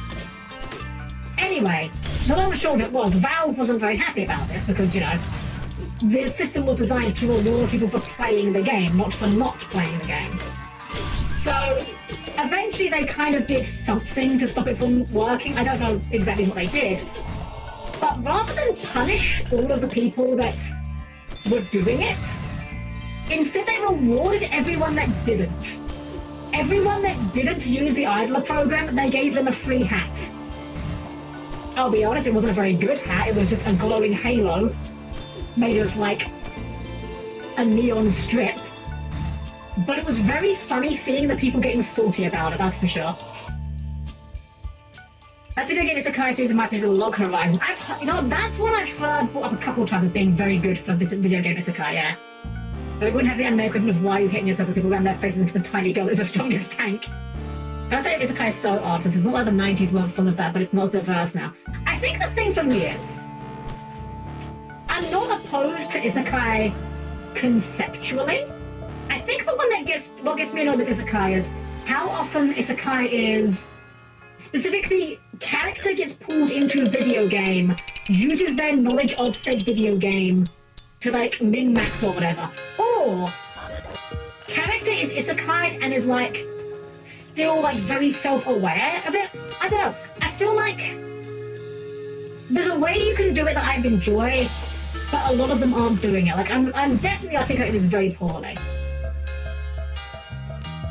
I think you know what? That's the way to put it. I dislike isekai as a power fantasy. I like isekai more when it's a debuff to the characters rather than just something they're able to exploit to their own game. Great example, Digimon. I hate to voice this because this sounds like a cursed sentence, but it's factually true. Digimon Adventure is an isekai. I don't like this fact, but it's just the truth. But in that series, the characters being isekai doesn't give them advantages. It makes them, you know, they're out of their depth. They don't know what the digital world is or what Digimon are. Whereas, like, a lot of modern isekai is like, oh wow, I got reincarnated, but also I have all my memories of how, like, science and technology works. So I'm just gonna, like, reinvent the computer. And it's like, well, what's the point of that? That's just, like, dumb power fantasy, you know? I can get behind a dumb power fantasy, but the isekai way of doing it just doesn't work for me. My problem is 99% of video game isekais forget they are video games, just go full isekai fantasy. Yes, that's the other thing, yeah. And again, they're not well written about, like... They're not well written like how games are made, you know?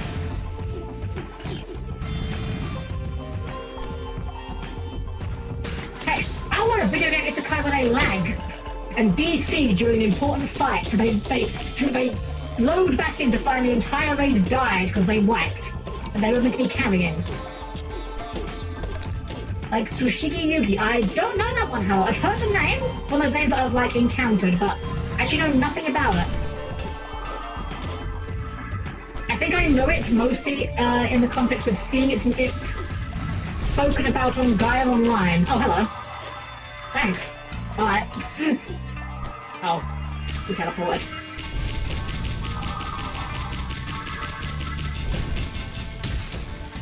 Could you stop that? There we go.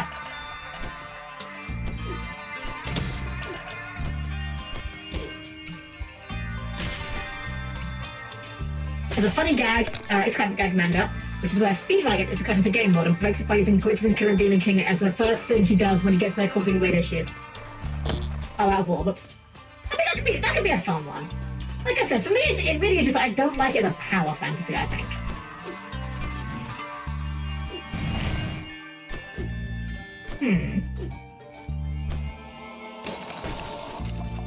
Ah, so that's how those interact.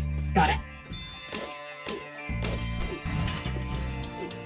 This one isekais would go inside books or some internet world, and it was more about taking the setting or something. Yes! Yeah, I like... You know what modern isekai makes me think of? Weird comparison perhaps, but... It makes me think of, like, say, a tabletop game, where the group are just...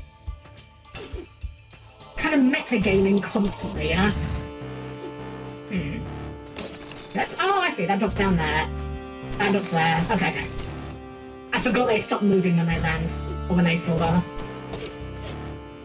So my biggest complaint with isekai anime is that we don't have more characters that tend to come to terms with the fact they're stuck in a world that's not theirs, and they're just cool with it after the first episode. Yeah, I guess there could be an argument that they would get boring, but I think, honestly, like, using an isekai anime as the medium to kind of just explore a world, I think that's very underrated. Underutilized. Okay, we need to get the cart to here. If we knock this one off here, it will fall straight down. We can knock that one off here. I'm just going to expand it a little bit.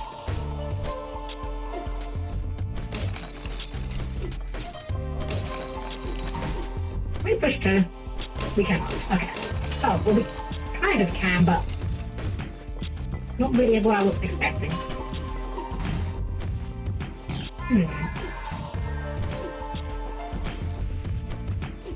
There was one book that I read, a manga I read rather, that was not an isekai, but like it had that sort of thing where it's like, I like just exploring world building of your setting.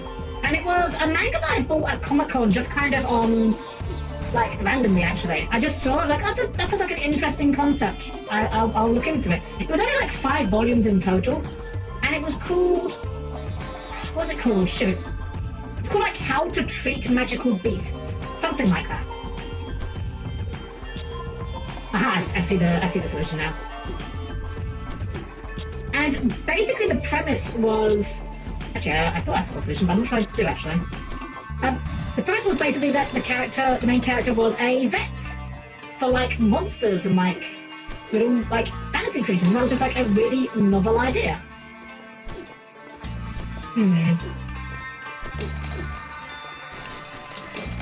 Yeah, I have not got the idea yet. I thought I did, I was wrong.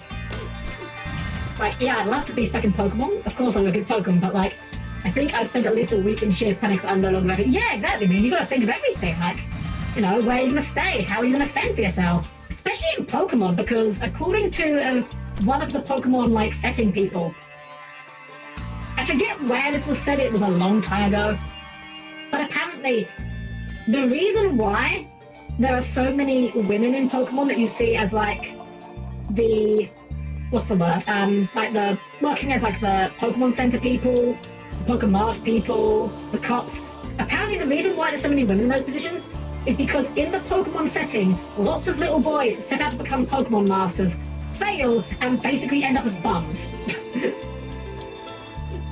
Okay, let's try and puzzle this out. So we need to block something here. If we can get something to this spot, then we can block it off. But we can't knock this one off from this side. We can knock this one down there, but that doesn't really get us anywhere. Like, from there we can do that, but that doesn't really do anything for us. If we do this first, it goes to there. We can push this over to this direction, maybe? Oh, wait a second. Hold up. I think I might have an idea here. Break this one.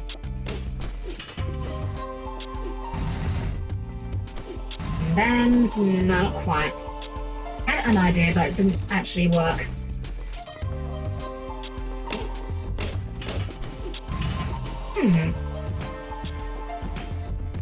I feel like it involves breaking one of them.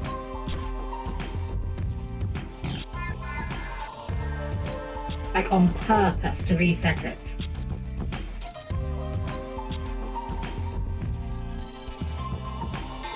This clearly has to be the one that we're using to push down the hole, because it's the only one we can push from either side. This has to go this way first.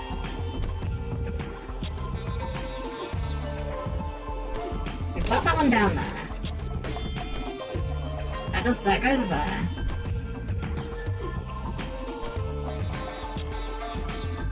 What if we bring this down here? Put that up against that. Break that on purpose. Knock that one down there. There we go. Puzzle. I'm not gonna lie, if I get Isekai to a random world without cheap powers, I'll probably just die and get back here. Isekai with tracks as a game journalist! Something. What do you mean I'm chosen one to kill the Demon Lord? I'm on my aspiration at children's card games most of the day. Get Isekai into, like, a fantasy world, but you're, like, really mid. You're, like, not bad, you're fine, but not, you're, like, a minor character. Oh god, we've got 3 of them now. Dear. Okay. Let's have a look what our options are from this. So we've got to drop it down this level and then the next level. I think...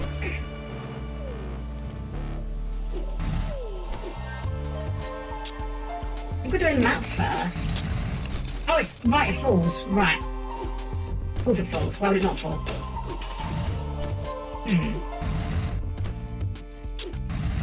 So instead, I think we're doing this first.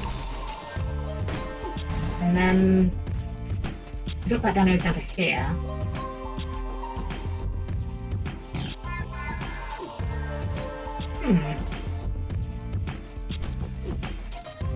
Not sure about this now, actually.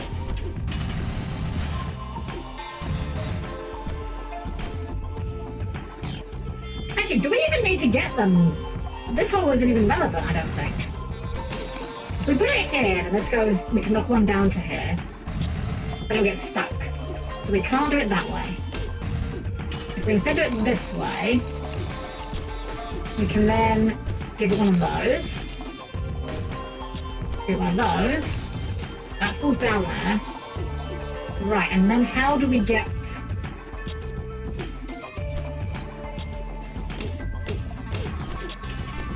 How do we get...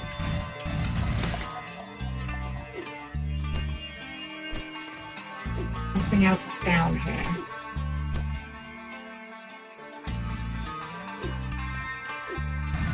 Is it just this? Oh, that's gonna get stuck now, isn't it? Right, kick that out. Hit that. Yeah, we can't take that any further because that'll break if we hit it one more time.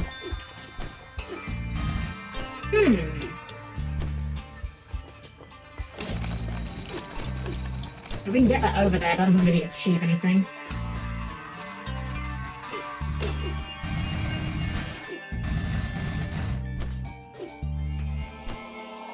Like, I kind of see what we need to do. I'm just not really sure on how we go about doing it. What if we bring this one over?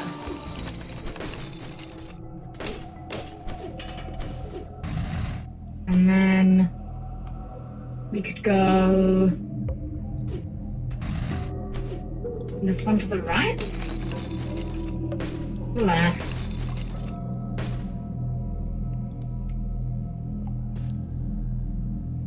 the right, hit that one once, reset this one, same again, reset that one. Take this one down.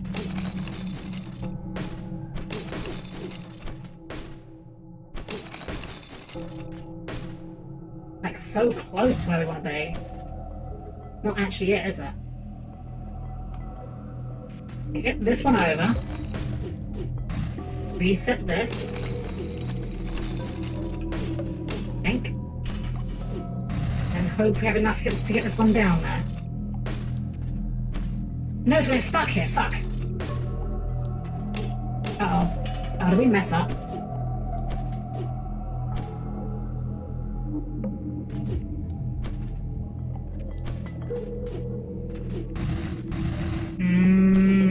Shoot, I felt so good about that.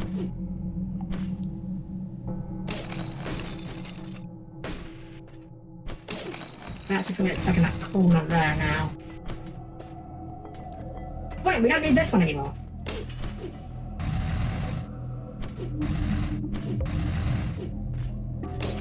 I think this one's going to be getting broken if we do that, but we'll do this. Reset that. Send that one over, and then we use that one as the body. Get over here. That drops down. There we go. Got there in the end.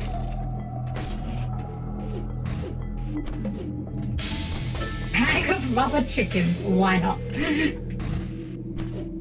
have to walk back. I think we have to walk back. It's kind of cute to get some of those reverses occur, so... I'm trying to think of reversing occurs. What would be a reverses occur? Like a monster comes to our world? I guess it'd be... I'm sure there's some of those, I'm just not able to think of any off the top of my head. We should probably go back to town, shouldn't we? Yeah, let's just go back to town. Actually, yeah, we've got some new upgrades for this guy. What you got, dude?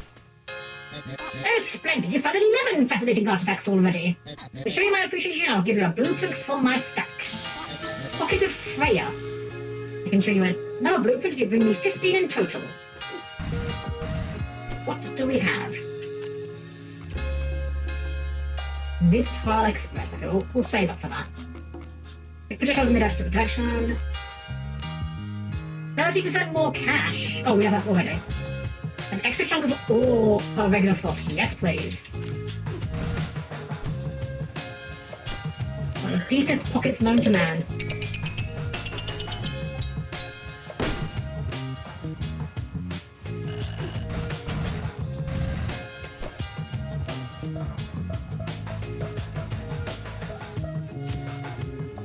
Actually, you know what? I can think of a... Well, again, assuming reverse isekai means that the fantasy character is coming to our world.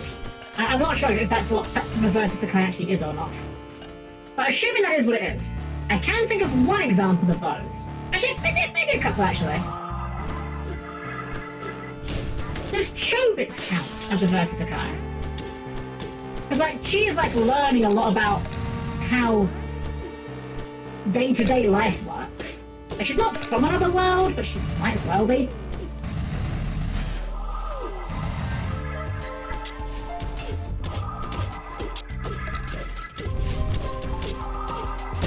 Whoops. Oh, there's a tube over there. Let's go unlock the tube. Oh, and a cave. The Sun Armory.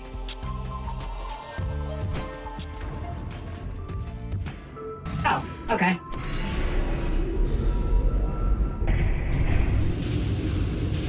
I was expecting a fight, but I'm not going to complain. And we get Ultra Composite Armor. Hey, that new armor's pretty sweet. Now you don't have to compare getting smashed and stuff. I don't think we can be completely careless, but yeah, it does look really cool, doesn't it? They'll make it look even cooler. Flames! What does it do for us, though? Reduces damage taken. Sure, I don't know what I expected.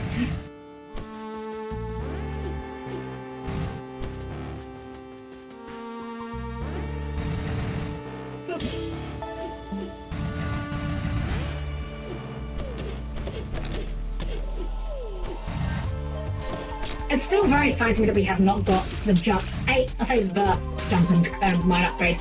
A jump and mine upgrade. I don't know that the game needs it. It's just, it's very funny that that's like the one thing we still can't do, despite everything we have.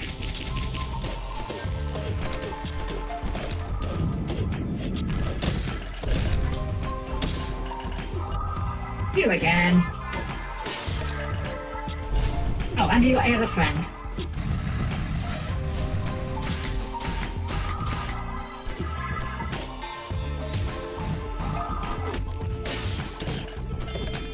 Red Hot Flame Dorothy. She's on fire!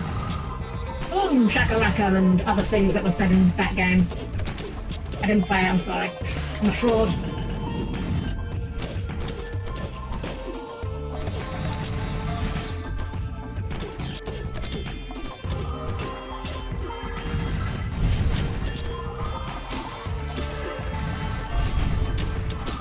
Could you stop? I'm just trying to dig my ore.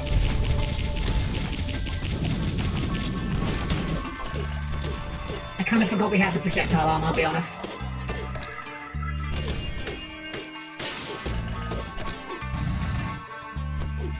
Another tube. Tubes for days. Oh, we're near the end. Let's go cash in our loot real quick. Oh, there's a... I only just now noticed there's a button that just takes you back to the... I'm done.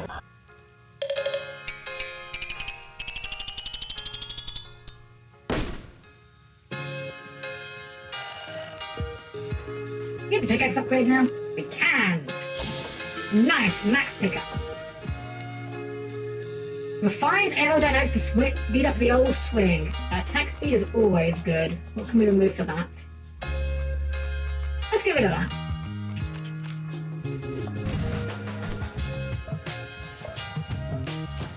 Yeah, the button is also our last location button. I'm very dumb. I mean, you can't blame me for not reading the interface. I'm a Yu-Gi-Oh player, I don't read.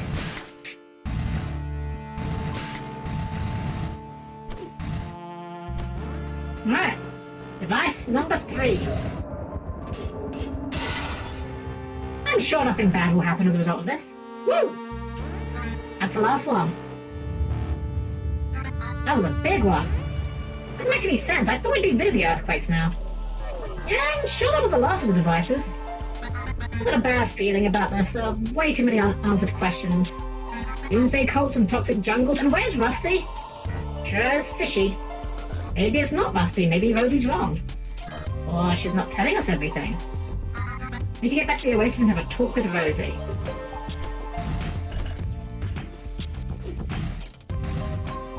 I mean, she seems so trustworthy. And I'm really glad for that boot upgrade.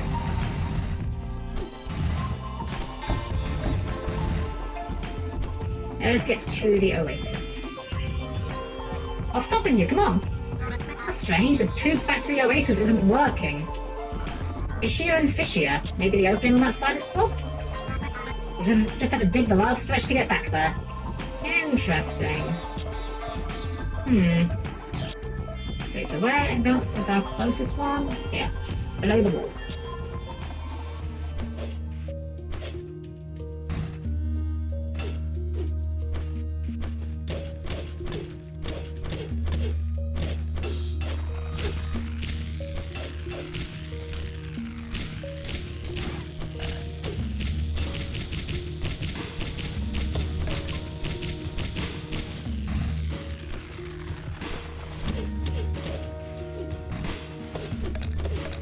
But on what? There's no point in picking up that stuff. Ah, yes, we get those $4 valuables.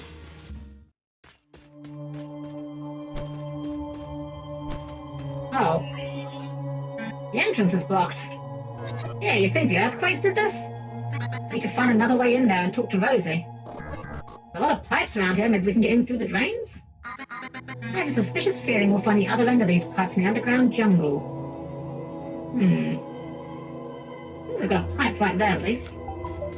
Hey, come on, Kudo, welcome in! Welcome, welcome, hope you did well. How do we get out of here? Here, I guess.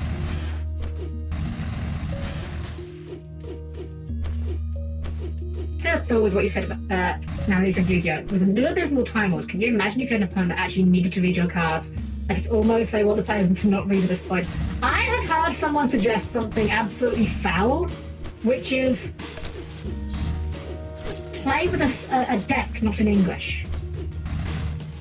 Right? Because you are allowed to play Yu-Gi-Oh! With non-English cards. The rule, I believe, in tournament play is you can play with any language cards as long as they are TCG cards and not OCG cards, so you can't use the OCG English version. But you must provide the translation to those. You must have the translation for the cards on hand. I actually encountered this in real time. Not even that. So when I went to YCS London, this was during the height of Kashtira format.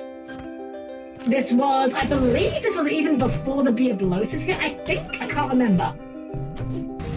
My round 1, I think it was against someone on Kashtira. Bearing in mind, I had never read a Kashtira card at the time because most of my playing had been on Master Duel and Kashtira was not yet in Master Duel. He had a German copy of Arise Heart because he was from Germany. Sure, no problem with that, that's fine.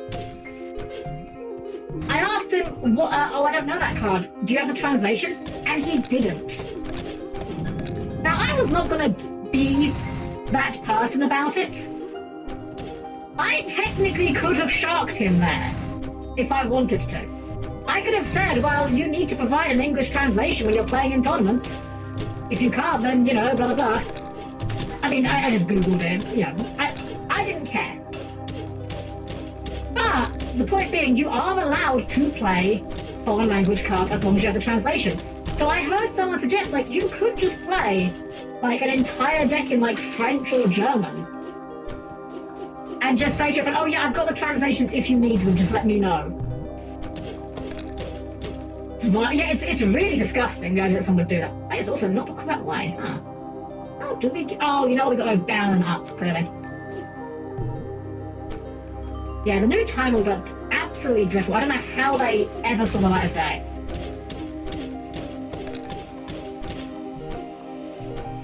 It would be one thing if it just counted as a game loss, but the fact it's a freaking match loss. Ridiculous.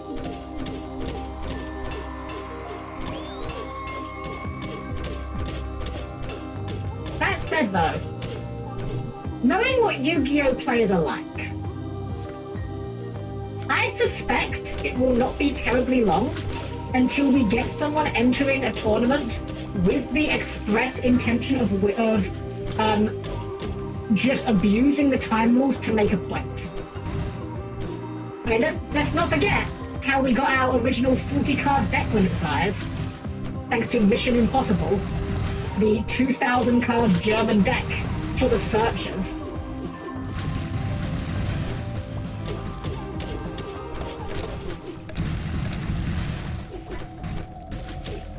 Like, imagine you just show up with, like, I don't know, what are the hardest cards to resolve? Linear equation cannon?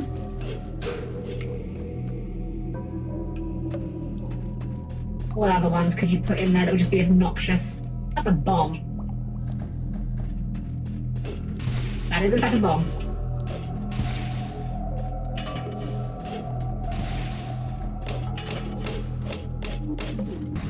It'll be a second coming of abnormal size deck, yeah? Just people playing just obnoxious stuff just to stall the game. Either because it takes ages to resolve or it just slows down the game state. It's gonna be miserable if anyone does do that. And here's the thing, no one's gonna be doing this to have fun. Like, if someone does this, it's gonna be to make a point, not because they actually want to win this way. I've said it before, I'll say it a billion times.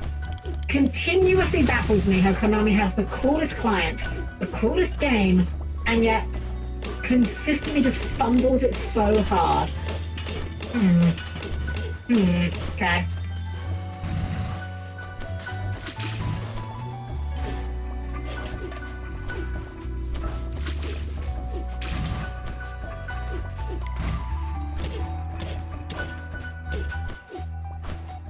Is that open for us? Can we shoot this from below? No. No, we cannot. Can't go through that. Can't do that one yet. We can hit from that angle. Can't hit from this angle. They are giving us water though, so we probably need the water for something. Maybe we can do that, that's something.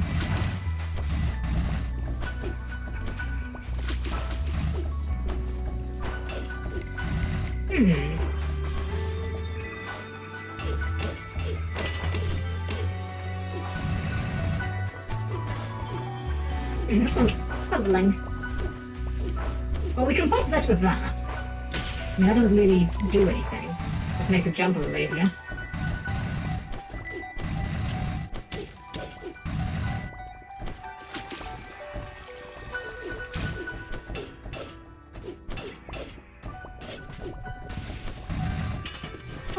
Oh, we can hookshot it. Okay. That's what I was missing. Well, let's pop it from the other side, I wonder. No. Okay, so we've learned that we can hookshot bombs. I don't think there were any bombs over this way, though, was there? Oh, wait. Is that always there? Am I just dumb? Probably. Wait. There's a cock up there. Oh, we can't get in from that side. Right.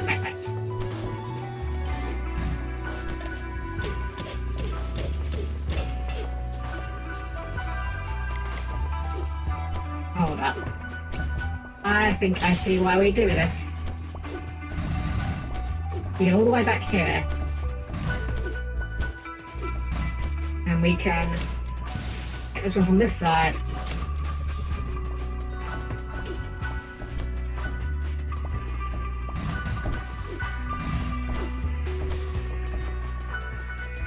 There we go. Cobbed.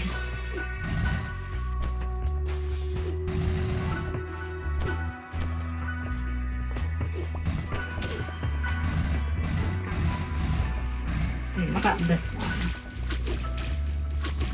Oh, we just do that, right? There we go.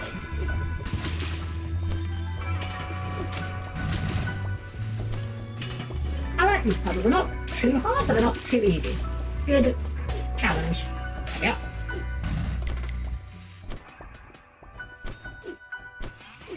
Oh, Ben. That bad feeling I got is still hanging around. Something is definitely not right. Rosie's got a lot of explaining to do once we get back to Oasis. Should have been more suspicious from the start. You were more suspicious than I'd probably still be alone in that temple. Let's get out this drain and see what's going on. Is in Metroidvania style games you enjoy him? Generally, it depends. Sometimes I've played them and got a bit frustrated with them. I like them conceptually for sure.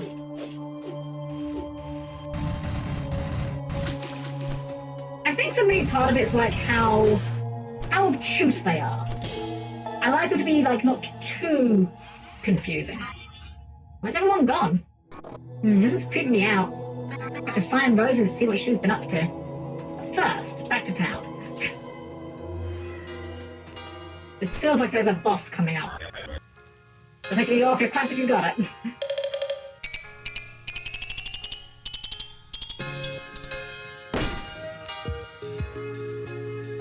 Hey, the professor's getting her rocket ready for blast-off.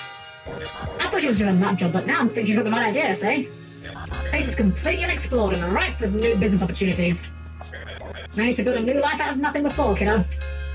Anything I'm more prepared now than when I was a youngster. Can we afford anything we care about? You can afford anything, really. Maybe like... Let's get that. Can't afford that. Slipstream jets? Screw it. And screw it. Buy everything. What did that get us? All shoot forward whenever the jet cab breaks through. Nah. Increase your engine's speed, so just rev up your engine and listen to a howling roar. Maverick afterburner. Right. Top Gun reference. Using your engine burst, enemies and weak tails that come to conduct with you are destroyed. Ooh, that sounds very good. Let's get that. Hey, Shadow, welcome in. You're doing well. Alright, back in. Let's see how fast we go. Oh, that's a lot faster, yeah. Alright, well, into the danger zone. The sea is looking really ominous when it's open. You sure we should go in there? I think we have to, Fen. Okay, let's see what that big shiner's got cooking in there. Now I'm really feeling like a boss fight's coming up. Those are words that are always dangerous to hear. Are you sure? Rusty? Dot? You really shouldn't have come back here. What are you doing? Let him go, Rosie. You know how many shiners were hurt capturing him? He's a monster. Now he's just a battery in my mech suit, and I'm finally strong enough to keep your kind out. You lied to me. I used you. You're a tool. I needed someone to disable those pesky devices. You built them to draw all the power from my fusion distillery, but no more. This reactor will give me what I need to control my kin and end the supply of moon juice. I have no reason to wander off. I will stay safe and show me the respect I deserve. So this is what you meant when you said shiners were deranged and dangerous. The earthquakes, the reactor's unstable veteran tech. No, you're unstable. Got him. I'm finally in control. You're insane. Enough of this. Okay, actual boss time.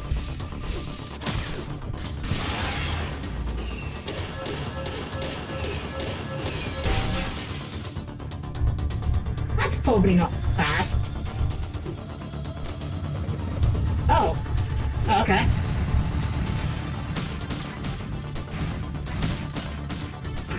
Okay.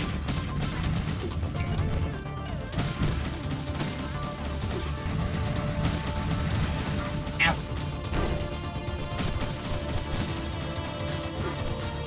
I can't grapple hook those.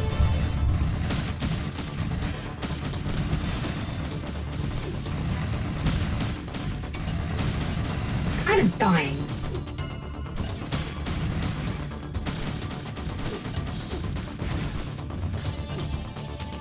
Well, that repelled it, but... Oh, there we go.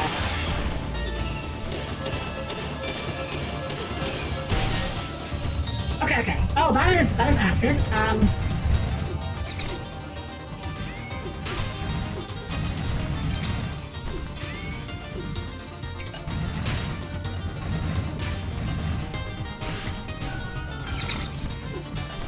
It's fine. We'll just wait it out.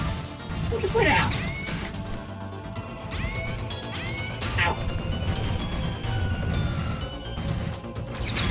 My way to outfit may have had a few logical holes in it.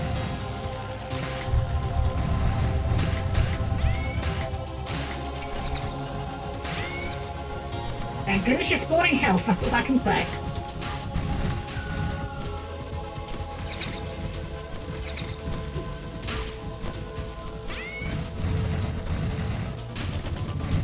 on, give me a rocket. Big rocket. Oh shit, dang it. Wasn't aligned well, thank goodness thank goodness she gets attached to that attack. There we go. Oh, that's still acid.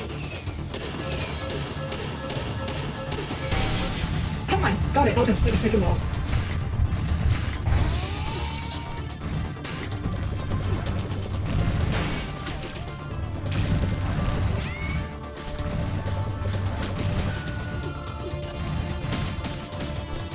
Okay, we're fine. Everything's fine. Shout out to Aramid armor.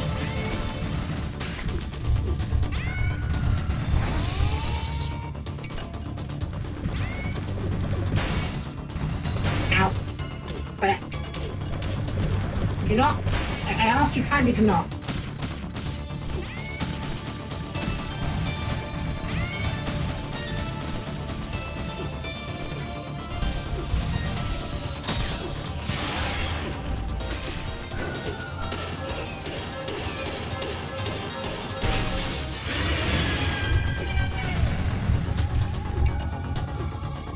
I guess we kind of deserve this, really. We really shouldn't have trusted the fleshies. I'm just saying, if everyone on the planet's a robot, there's no way the people that aren't robots have done anything good.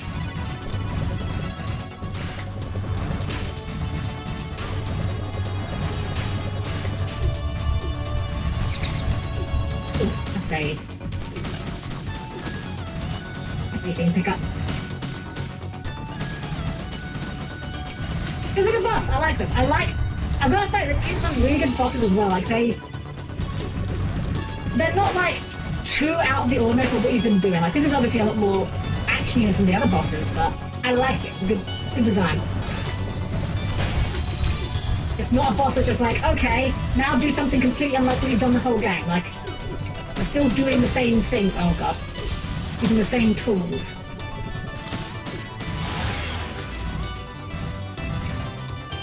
So, hopefully. There we go. And into the acid.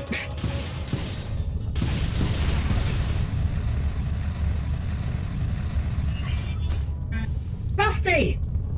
The reactor, it's gonna blow! The quakes will destroy everything. You must get out of here. Scrap that, we'll make it out together. And this thing's going haywire. Let's get out of here now! That's the Sherman's rocket. We need to get back up to town now. Oh. You heavy.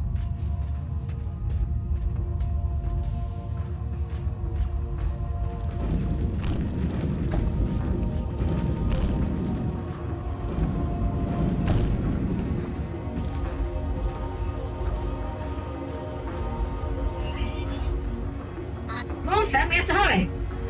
There's no way we'll make it back to the city like this. But I can get the two of you out in time. No way, I'm not leaving you down here. Can't go through this thing with us. There's no time to argue, there is no other way. You two get in here.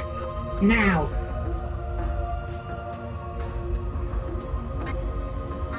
Then, I'll come back for you. I know you will. Now go.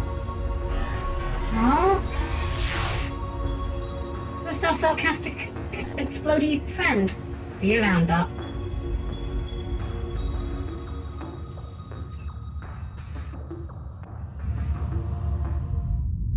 Oh!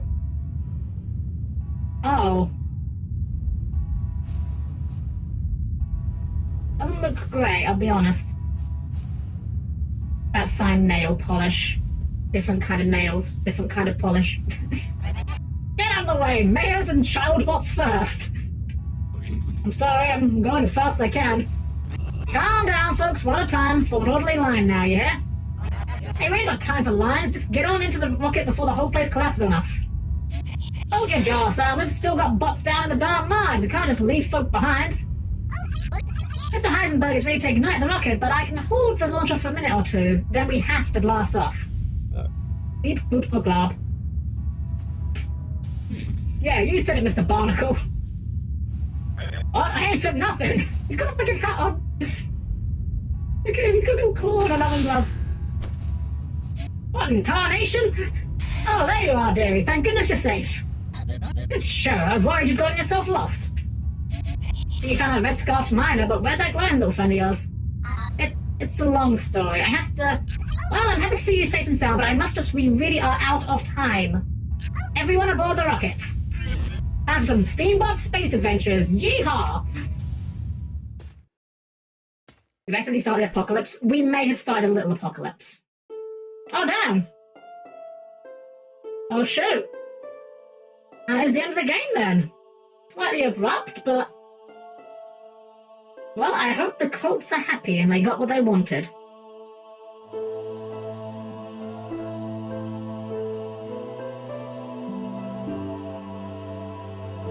I do know that this series does go to space.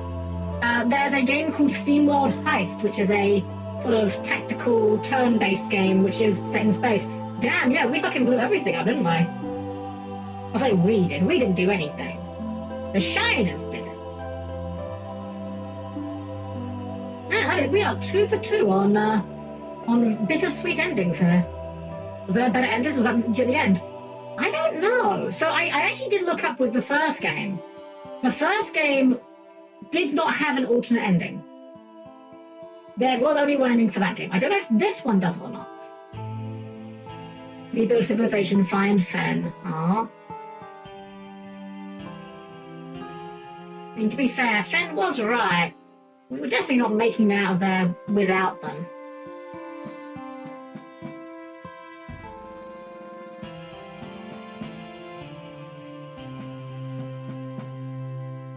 I'm wondering if maybe there'd be a bit post-game or something. Oh? Nah, guess that's just the, ending. Together we're not alone. Well, we lost one friend, but we found another friend, and yeah, that is the whole fucking planet blown up, isn't it? Ah. Damn. I'll tell you what, I'm gonna Google, because I'm curious. The audio's going silent because this game doesn't like to be defocused. Well, it does like to be defocused, and to see if there are multiple endings or not. Nah, apparently it is just the one ending. That is the true ending. First game ended kind of abruptly, so I'm not surprised. Yeah, that's fair. I mean, let's be honest. The gameplay is kind of the more shining side. The story's nice, but it's not. It's kind of like an appetizer. It's nice to have, but it's not why you're there. And if nothing else, it does sequel bait quite nicely. Although there is not currently a third entry. We just freezed the planets. We only had 7 minutes until it exploded. That's why it exploded almost immediately. Oh, that's fun, quite hired guns.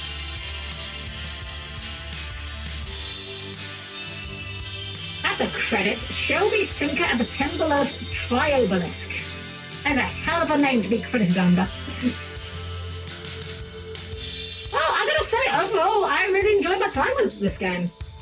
It's not like significantly better than the first game, but it is better. Like, I wouldn't say don't bother with the first game, just go straight to this, but this is like the perfect sequel. It's more of what I was enjoying about the first game, but just better, I think. I've got no idea whether or not they're ever planning on doing a third one. I would hazard a guess not, because I think this game was like 2008, I think? Something like that. I guess we may not find out whatever's going to happen to Fen, or happened to Fen. I don't wish to sound cynical, but that is an exploded planet. No offense to Fen, but... Oh, yeah, 2006, 2015, so it's like in 2015 this came out then. So 10 years ago. At least, I guess. Maybe longer. We're doing Steamworld everything else, yeah. Yeah, we did do, we did play Steamworld Quest on the channel. It was actually the first Steamworld game we played. And I have the rest of the games. I probably won't do Heist. I've played a bit of Heist on my own time, and it's an interesting game. I'm not sure it's something I'd really want to do and sit and do for a stream, though.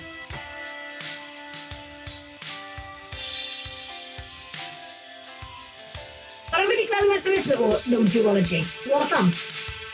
Not like a must-play for sure, but yeah, it's a good time. Wow, we found like hardly any secrets. Damn.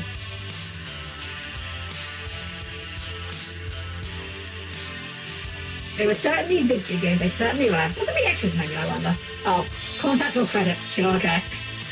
I thought there might be like some galleries or something to see. Oh well. Well, we finished a little bit early, so how about we just do a bit of yapping? Just a little bit of yapping to wind down, because it's only been for like 2.5 hours-ish. Yeah, I think we'll do that. So please keep your arms and other body parts as clear the person does. I'll see you by chat screen in just a sec. I really enjoyed that game, actually. It was, like I said, it wasn't like a must-have, 10 out of 10, you know, super crazy, amazing game, but it was a good time. I enjoyed it. And I think sometimes, like, I think there's something to be said for those kind of games, you know? The sort of games that are like, they're not 10 out of 10s. They're not going to be your favourite games of all time. But they're just quick and comfy and cozy. It's fun to just, you know, bust them open from time to time and just blitz through them again, you know? I would say that's kind of Crash Bandicoot for me, but Crash Bandicoot for me is like one of my favourite games of all time. Even though I can blitz through it in a couple of hours easy, as has been demonstrated on the channel multiple times. Comfy short experiences are nice. Yeah, definitely a charm to one and done type games. Yes, exactly. Like there are some games where like I could see myself going back them over and over again, but sometimes it's just nice to just do one which is like, yeah, just go in there, just do one. Finish it once. Yeah. I'm glad I experienced this. I'm okay with not experiencing it again, but I'm glad I experienced it the first time. Yeah? Be my Mega Mans. Yeah, exactly. I don't think of games that my comfy games like that beyond Crash. I mean, Crash Bandicoot is one of them for sure. Crash Team Racing is probably like the big one. Because I don't know how many hours I have in that game, but it is definitely in the triple digits. Maybe even the quadruple digits? I'm not sure. Crash Team Racing is my game that I fire up if I'm in a voice chat and I just want something to do with my hands. Because when I'm like sitting and chatting to people, I can't just sit and do nothing. I have to be doing something with my hands, even if it's something trivial, just like fidgeting with something, you know.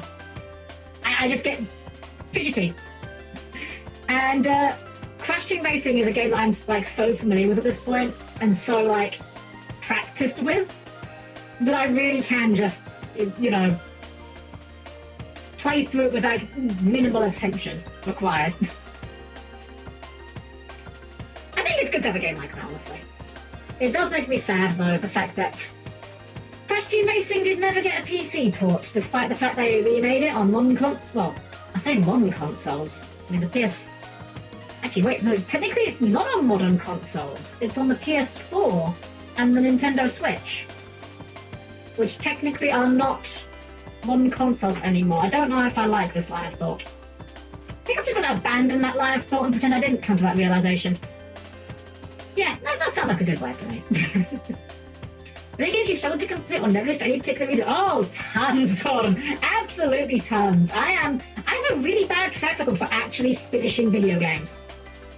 So, before I started streaming, Final Fantasy was one of those series. Final Fantasy, before I started streaming, I had played Final Fantasy... I finished, rather, Final Fantasy 1, Final Fantasy 5, 10 and 10-2. And 10 and 10-2 I finished literally the same year that I had started streaming, like less than a year before then. Before I started streaming, I had never finished 2, 3, 4, 6, 7, 8, 9... And that is even with me considering that 9 was one of my favourites. Does Crash get through your don't want 100% rules? Crash does. Crash 1, 2, 3, and Team Racing definitely do. Crash 4, I have 100%ed it. I will not be doing that again anytime soon. It's a miserable experience. I held my promise. I'll get it to play. I'll give it regardless. One day you'll even finish 14. Yeah, one day. I haven't played 14 in ages, actually. I'm actually a little behind on the story of it. I don't know, I've been really struggling to find the motivation to play it recently. It's weird, because, like, I've got a shit ton of hours in that game. Steam tells me I've got 10,655 hours in that game. That is a significant amount of time. But I just don't really have much motivation to play recently, because, like, I've leveled all the jobs. I've got all the jobs to level 100. I don't really care about doing the hardcore content anymore. I don't really have the time or the motivation for that, which is fine. There's nothing wrong with not doing hardcore content. Even when I was doing it, I had that opinion. You know, if you just want to play casually, that's fine. But the problem is that playing casually at the moment is nothing to fucking do. Like, there's the relic grind, which is just boring. It's just a complete non-content. And there's just nothing to do once you've actually leveled everything. It sucks. I hate that it sucks. I don't want it to suck. But it kind of sucks right now, frankly. Okay, you can play something fun and easy to learn instead, like Dwarf Fortress. For me, it was Doki Doki Literature. The game got to that part is to be so bad I was shaking, couldn't even sleep for a while this morning. It was only through watching gamers play it I was able to handle seeing it of the story. I 100% respect that viewpoint at all. I have not even experienced Doki Doki vicariously. That is to say, I've not watched anyone play it. I know, like, you know, all the spooky stuff it does, you know, normal visual novel is not normal visual novel. I'm aware of all that. But I know it's not the kind of game I would really vibe with for that exact reason. I can definitely see that. After 10k hours, no wonder you wouldn't see it as fresh or fun. Yeah, I guess that's kind of true, honestly. Like, it's very hard for something to maintain that appeal after that long of a time period. It's kind of the Yu-Gi-Oh problem for me, though, where I think FF14, much like Yu-Gi-Oh, is probably the best MMORPG. I think the systems it has are very good. I think the combat is very good.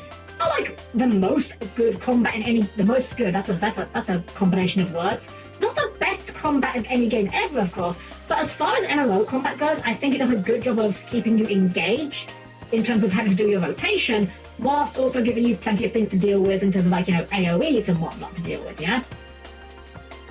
But the problem is, much like Konami and Yu-Gi-Oh!, I have come to the conclusion that Square Enix simply just does not know what they are doing with Final Fantasy XIV anymore. I think that they have been using the same formula so much, they've lost sight of what they were doing in the first bit was making it good. And the changes they've been making in terms of the content delivery have not evened out. Like, there was a time in FF14 during A Realm Reborn and... Actually, I don't remember if this carried over to Heaven's Ward or not. It may have done, I can't remember. Definitely during A Realm Reborn, we used to get like 3 dungeons every patch, right? Now, dungeons in FF14 aren't the most exciting content, for sure. But they are content that every player does. Whether you like them or not, you will be doing the dungeons. And now we get 1 dungeon every patch. And that's it, as far as the dungeons go. And it's not good. It's not good, because the end game of FF14 primarily involves running roulettes, which is the most recent dungeons. Thing is, when we were getting 3 or even 2 dungeons per patch, that wasn't too big of a deal, because the roulette would be changing every few months. Well, now we're only getting 1 dungeon per month. And the roulette now contains 3 dungeons, 2 of which we've had for... In fact, actually, I'm going to look this up. What are the current expert roulette dungeons? What are the current duty roulette expert dungeons? Let us see. I want to see when they were added, the current ones. Does it actually tell us what the current ones are? Oh, sorry, they currently consist of 2 dungeons. And they consist of the Meso Terminal and the Underkeep. Underkeep was added in the previous patch, and that was on patch 7.2, which was released in March. So the current expert roulette consists of 2 dungeons, one of which is 6 months old already. Not good, folks. I remember dungeons. I remember when they were fun. They I mean, again, they were never the worst thing, but they weren't bad content. You never got excited about new dungeons, but it was something you could do, something to break things up just a little bit. Yeah, you would get bored of them, but they've been just reallocating those resources in very, in my opinion, questionable places, like the recent crafter relics thing they added. Like, I say recent, that was also March actually, which is just basically just, hey, you want to grind fates? There's no follow-up, it's just grinding fates. It's just, well, actually, it's not even fates, it's guild leaves, rather. You want to grind guild leaves? You want to grind them again? That's what it is. That's the crafter relic, that's the gatherer relic, have fun. Worst case scenario is the team's working on FF17. I mean, I think that it's a very likely thing that they would hand over the reins of the next mainline FF game to that team, and I think it would be a big mistake, I'll be honest. I think that team need to they need a wake-up call, which I think Dawn Trail has been. Dawn Trail has not been well received at all. In fact, let me check. There was a period on Steam where FF14 was actually getting kind of review bombed because it wasn't very good. Let's see. No, okay, the reviews are currently mixed, the recent reviews. But yeah. One day I'll buy FF16, it looks fun. I stand by 15, I like it. If you like 16 after playing it, then more power to you. Could not be me. Absolutely could not be me. I think we need to go back to cooking at full speed. Yeah, honestly, it's so frustrating. I don't even know what I would think would be the answer. Like, it's that thing where it's like, I don't know what you need to do, in my opinion, to fix and course correct at this point. But I will know it when I see it. Put it that way. It is just immensely frustrating. I mean, it's fun. I'm not sad that it's bad because I want to keep playing it. Like, you know, it's fine for me that I'm not playing anymore, you know? It's not like I miss the game, per se. It just sucks that I've stopped playing the game because it's kind of gotten bad, rather than because I've gotten bored of it, you know? I think that's true of any game. Any game that you stop playing because of circumstances that are more to do with the game rather than you, you know? Like, if you play a game and the game is maintaining the quality and you just get bored of the game, that's fine. That's like the ideal way to break off one of those long-term kind of games. If it's a game where it's like, the game itself has gone downhill, you want to keep playing it, the game's giving you no reason to do so, that kind of feels bad, moment. And if new endgame content is fun and replayable, it's the type of thing that the old team could have done. But I mean, I think there's definitely things they could do. Like, I think deep dungeons and the variant dungeons had potential that just was never fully realized. I think the problem is just, by and large, there's not really much to do for kind of mid-core players, you know? Players that aren't really worried about doing extremes or savages, but who still want something to do with their combat classes, you know? They still want to fight things. That was kind of maybe me and Berserk Boy. I thought I found another Gravity Circuit level 2D platform, just couldn't vibe with it. So yeah, sometimes it's just like that, yeah.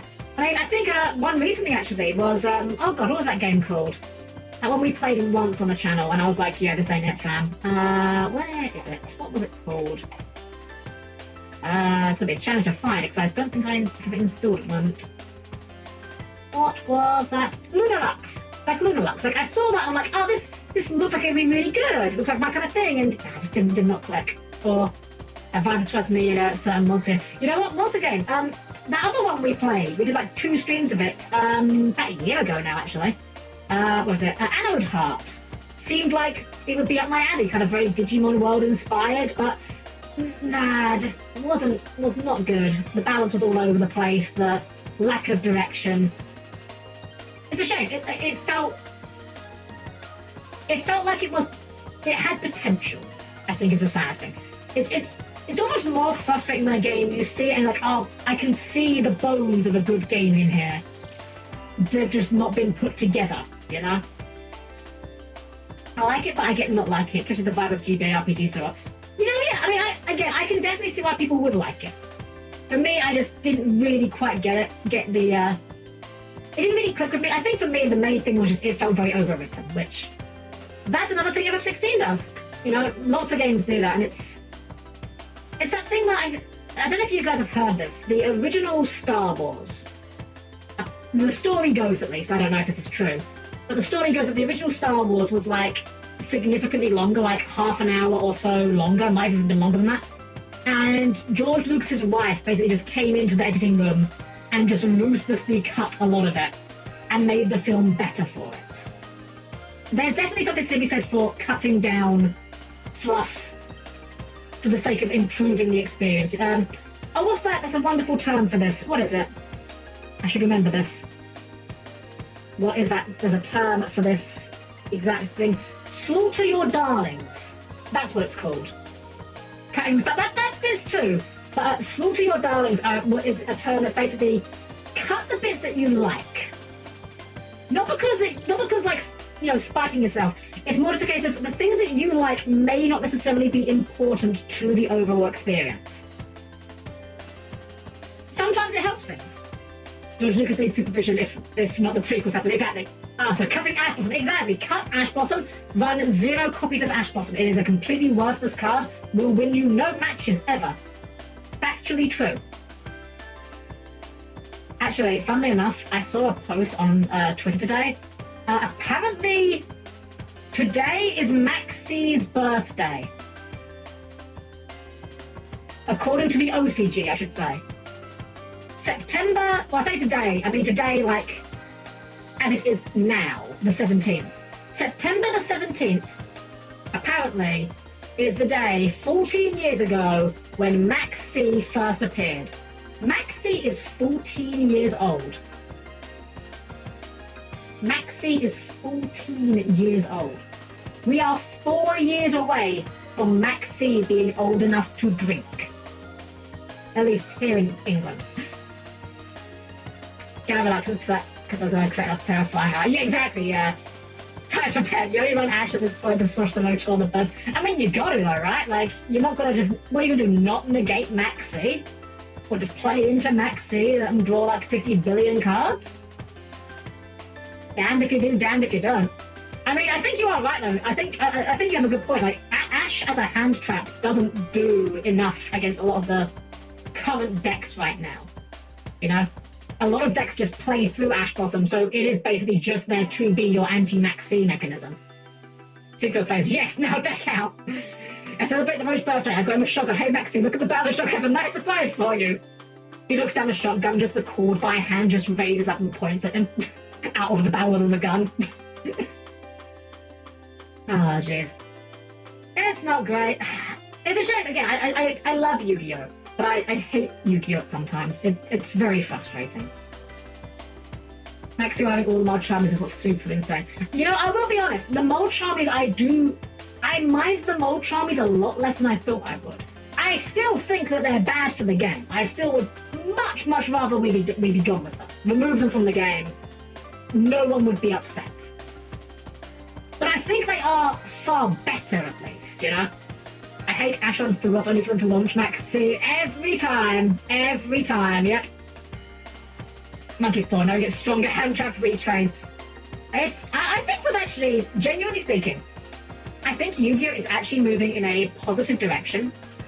Insofar as hand traps were kind of a necessary evil in order to keep combo decks in check, you know? To stop people from just, you know, doing everything turn one, you need some mechanism to interact with your opponent on their first turn.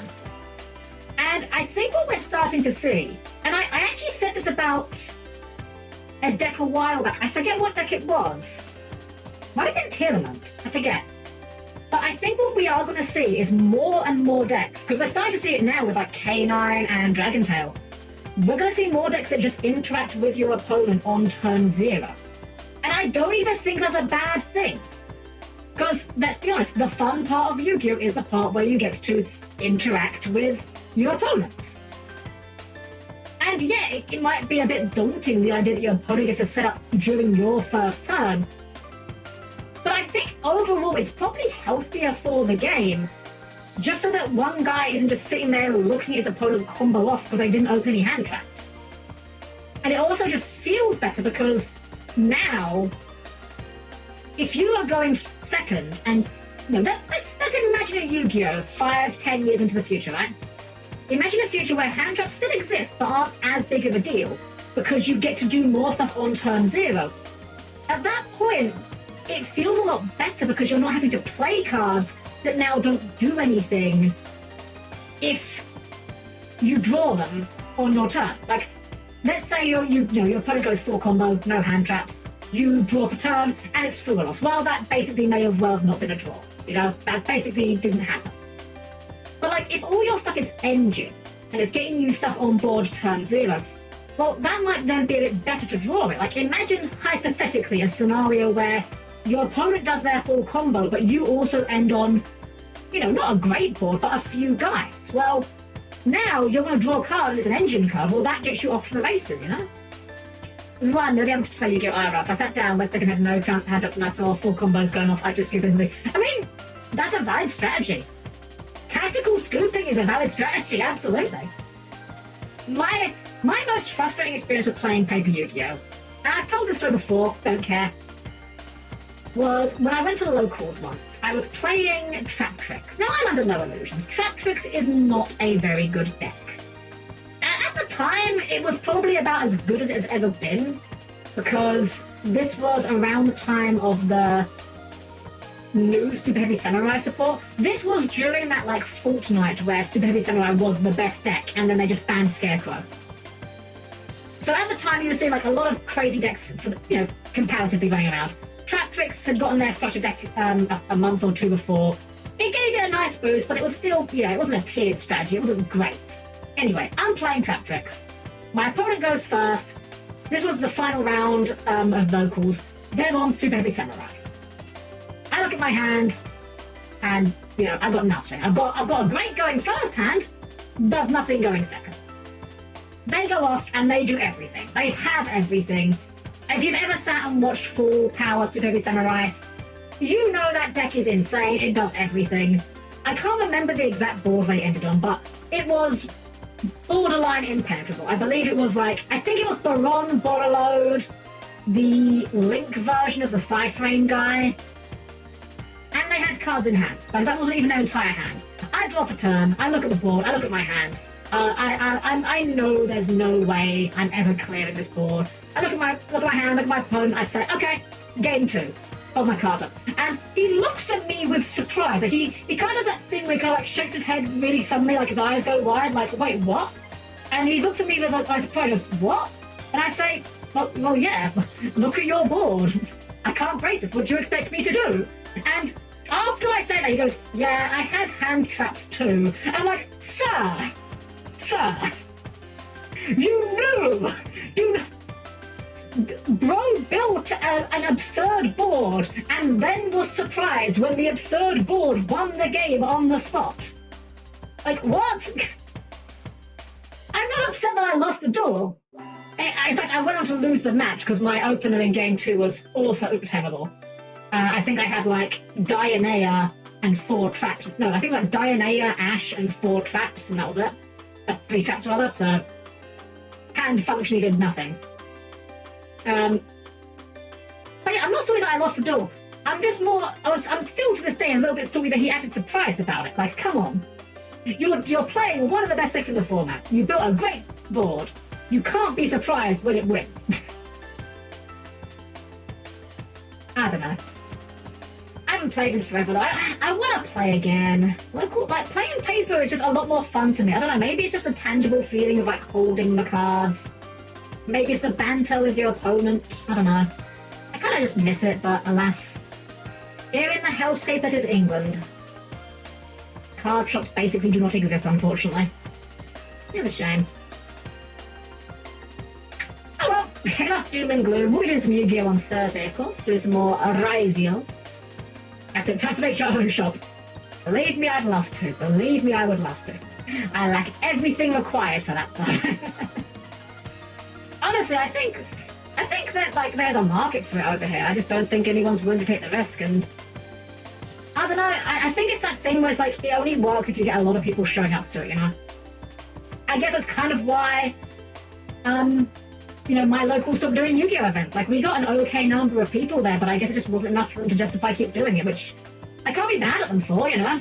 It's a shop, they've got to make money. Ah, well. I think I wrapped things up just a little bit. I'm a little bit tired. I think the adrenaline's worn off now, we're not doing the game. We're not going to wrap up just yet, though. We'll chat a little bit longer. But yeah. I actually did realise as well, actually, when is this? I double check this. I think it was this week. I think I messed up. I think I not made a mistake. I think I messed up, and I think I kind of completely forgot my own stream anniversary. Hold up. When was it again?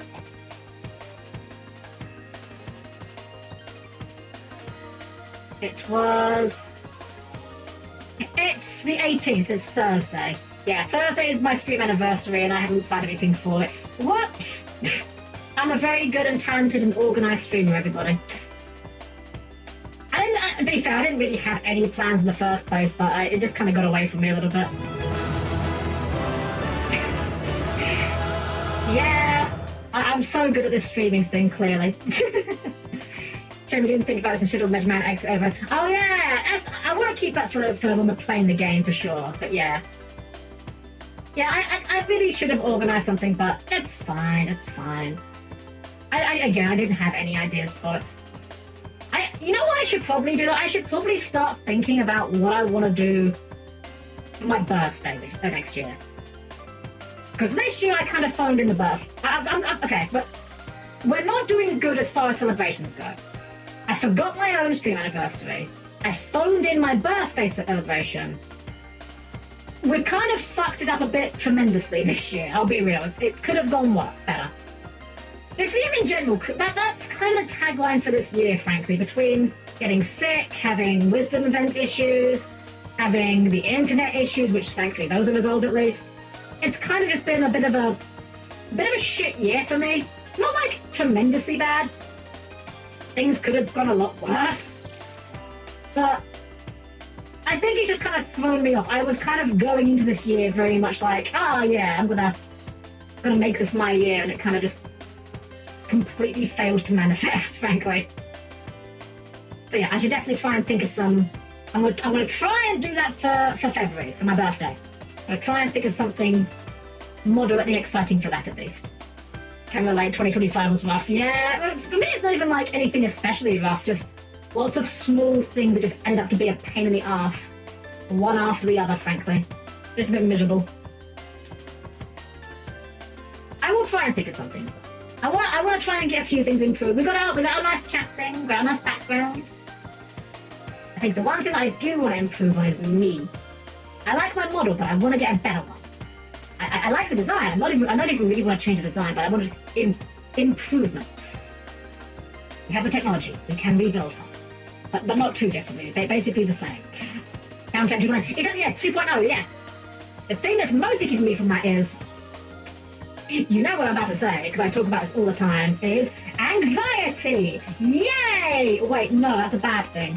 Yeah, the whole... It's an expensive purchase, you know, models aren't cheap. And I'm willing to put in the money for a nice model. But it's that thing of, because it's that expensive purchase, I need to make sure I'm getting it from someone who's legit, who's trustworthy, who does good stuff. And I don't know where to go looking. It's hard. And even if I find someone, approaching them, that's the harder part. There's like 15 walls in my way. Most of them don't even exist, they're just in my own head. But I am nothing if not my own worst enemy when it comes to getting in my own head. But yeah, we can talk about that part. She could, the thing is, Yomi is really busy. And like, I don't begrudge that. She it's just fact. She's a lot busier than I am a lot of the time, and I don't want to pester her too much, especially because she's got her move coming up, actually. Which I know is going to be hopefully smooth for her. I certainly hope so. I know moving can be a massive hassle, but I hope that it goes very smoothly for her. Speaking of lots of lovely friends, let's see who's on the do a radar thing too, shall we? We got for 3 hours. I know it's a little bit short, but like, think we got done what we want to do, a nice little chat, and I want to go and hydrate a little bit. Lights don't go up yet, but okay. We'll find someone we can raid into. Let's see. Who's online? Ooh, I haven't seen them for a little bit. I think they've been about. I think I just haven't crossed paths with them. Let's see. I've been going for a while though. I don't know how long they normally go. We chance it? Do we chance? I think we chance it. Because we haven't actually, we haven't raided them in a while. I haven't seen them in a while. I don't know how was I supposed to build sharks for Thursday. I mean, Frog the Jam also requires hydration. He is a water aqua. That's how that works. Alright guys, let's go and raid. We're going to raid into Wispy Witch. She is currently playing, like a lot of people, she's currently playing Silk Song. So we're going to give her a perfectly normal raid. And of course, we are going to apply Frog the Jam, as it is tradition here. So we'll be back on. Actually, we'll be back tomorrow. We'll be back tomorrow on Zondanny's channel. We will be back there doing. Give a shout out, of course. If you're not following, go follow Danny.